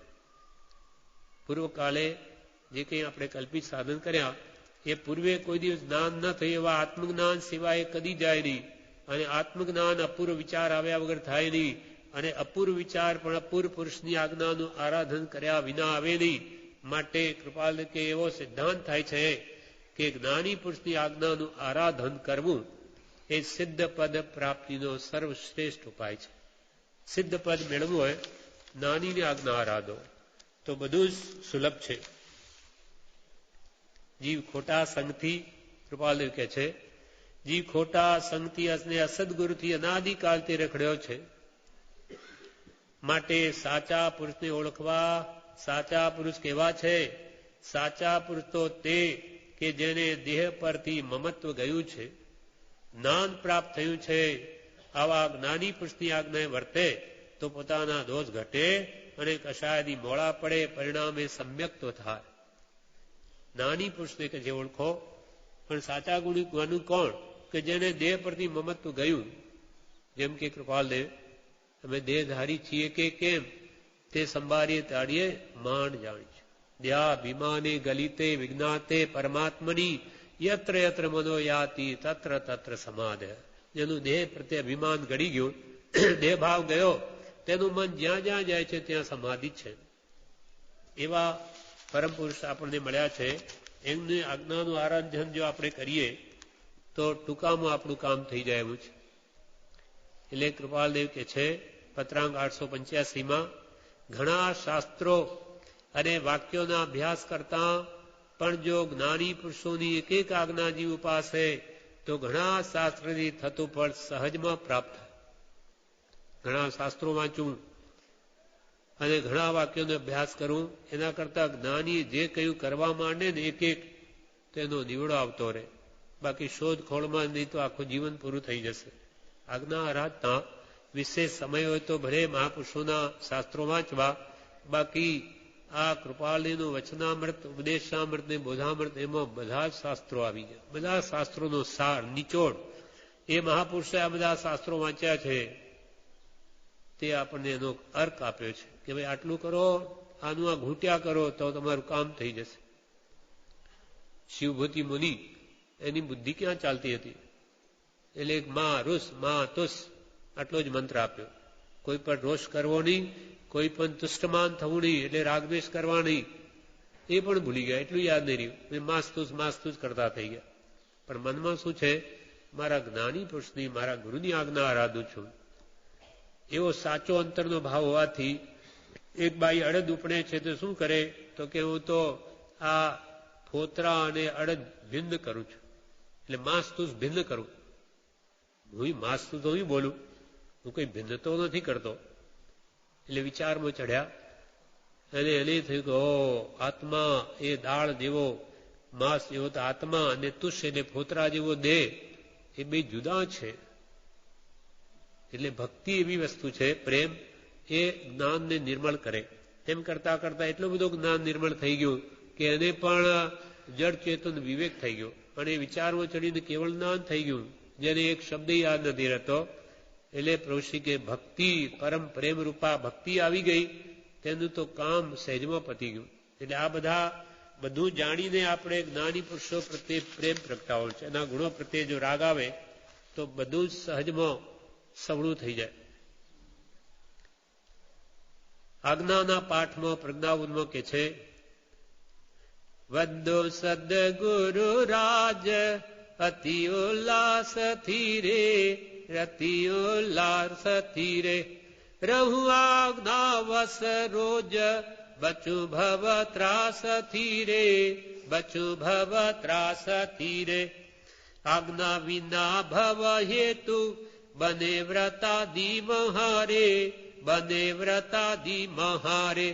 આજ્ઞા વિના આ વ્રત તપ આદિ બધા ભવ હેતુ થાય છે. ઉપકરણોનો સમૂહ મેરુ સમ, ગમે એટલા ઉપકરણો આપણે અનાદિકાલના ચારિત્ર અનંતવાર લીધું, એના ઢગલો કરીએ તો ઓગામ ઉપત્તિનો મેરુ કરતા, પર્વત કરતા વધી જાય.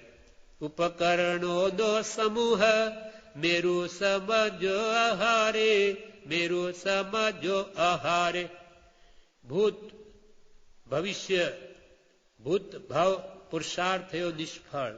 ભૂતકાળના ભવોમાં થયેલો બધો આપણો પુરુષાર્થ ભોગ ગયો. શાસ્ત્રમાં અનંત વાર જીન દીક્ષા ક્યાં ગઈ? અને હમણાં પણ ધ્યાન ન રાખીએ તો આ ફોગ જાય. અનંતવાર દીક્ષા ગઈ તો આ ન જાય, જઈ શકે છે. સૌ ભૂત ભવ પુરુષાર્થ થયો નિષ્ફળ ખરે રે, થયો નિષ્ફળ ખરે રે. તોય ન ચેતે કેમ હજી ચેતન અરે રે, હરે ચેતન અરે રે. તો આ જીવ હજુ કેમ નહીં ચેતે? દ્રઢ નિશ્ચય જો થાય આજ્ઞા ઉઠાવવારે, કે આજ્ઞા ઉઠાવવારે. વિભાવથી મુકાઈ સ્વભાવમાં આવવારે, સ્વભાવમાં આવવારે. તો તેની ભક્તિ યથાર્થ તે શાસ્ત્ર બધા ભણ્યો રે, તે શાસ્ત્ર બધા ભણ્યો રે. તીર્થ કર્યા તેણે સર્વ પુરુષાર્થ જ તે ગણ્યો રે, પુરુષાર્થ જ તે ગણ્યો રે. કે મુખ્ય અંતરાય હોય તો તે જીવનો અનિશ્ચય છે. નિશ્ચય કરે કે મારે જ્ઞાનીની આજ્ઞા આરાધવી છે તો બધું થઈ શકે. નહીં થઈ શકે એવું નથી. આ માણસ જાત તો બધું કરી શકે ધારે તો. કૃપાલે કેવા કેવા કામ કર્યા, પહાડના પહાડો તોડી નાખ્યા. પુના જતા રસ્તા કેવા બનાવ્યા, પહાડોની અંદર તોડીને રસ્તા કરી દીધા. કલ્પના બનાવે અંગ્રેજોએ કામ કર્યા છે કે આવા માઇલો બંધ એને કેમ રસ્તા કરી દે, પણ કરી શકે છે. આ માનવ ધારે તે કરી શકે. તો આ તો તુચ્છ વસ્તુ છે, આ તો પરને આધીન વસ્તુ છે. જ્યારે સ્વાધીન આત્માના અંદર ગુણો પ્રગટાવવા એ તો સ્વાધીન છે. આપણે કામ ક્રોધ માનાદિ નહીં કરવા હોય તો છોડી શકાય. કોઈ પરને આધીન નથી, સ્વને આધીન છે. પરને આધીન માણસો રાખીને લોકો કામ કરાવી શકે તો એમાં તો કોઈની ગરજ કરવાની જરૂર નથી. તો કે દ્રઢ નિશ્ચય જો થાય આજ્ઞા ઉઠાવવા, વિભાવથી મુકાવી સ્વભાવમાં આવવા. નાનીને આજ્ઞા વિભાવથી મુકાવવું અને સ્વભાવમાં આવવું. પરથી ખસ સ્વમાં વસ, આટલું બસ. પણ આ તો બોલાઈ ગયું, એનાથી બસ થયું નહીં. કેમ કે વાત તો એ વડા થતા નથી. આ તો વાત થઈ, પણ એ પ્રમાણે કરવા માટેનો પુરુષાર્થ ઘણો જોઈએ. તો તેની ભક્તિ યથાર્થ જો વિભાવથી મુકાવીને સ્વભાવમાં આવવાનો જો દ્રઢ નિશ્ચય કરી લીધો તો એની ભક્તિ યથાર્થ શાસ્ત્ર બધા ભણ્યો, બધા શાસ્ત્ર ભણીને આ કરવાનું છે. વિભાવને મૂકવો છે, સ્વભાવમાં આવવું છે, સહજાત્મ સ્વરૂપમાં આવવું છે. કે એ ભાવ જો થઈ ગયો નિર્ણય તો તીર્થ કર્યા તેણે સર્વ પુરુષાર્થ જે ગણ્યો. એટલે જ્ઞાની કહે તેમ કરવું. એ કરવા જો મંડી પડ્યો તો તેને 68 તીર્થ કરી લીધા. જ્ઞાની કહે તેમ કરવું, જ્ઞાની કરે તેમ ન કરવું, જ્ઞાની કહે તેમ કરવું. એમાં આપણું કલ્યાણ છે.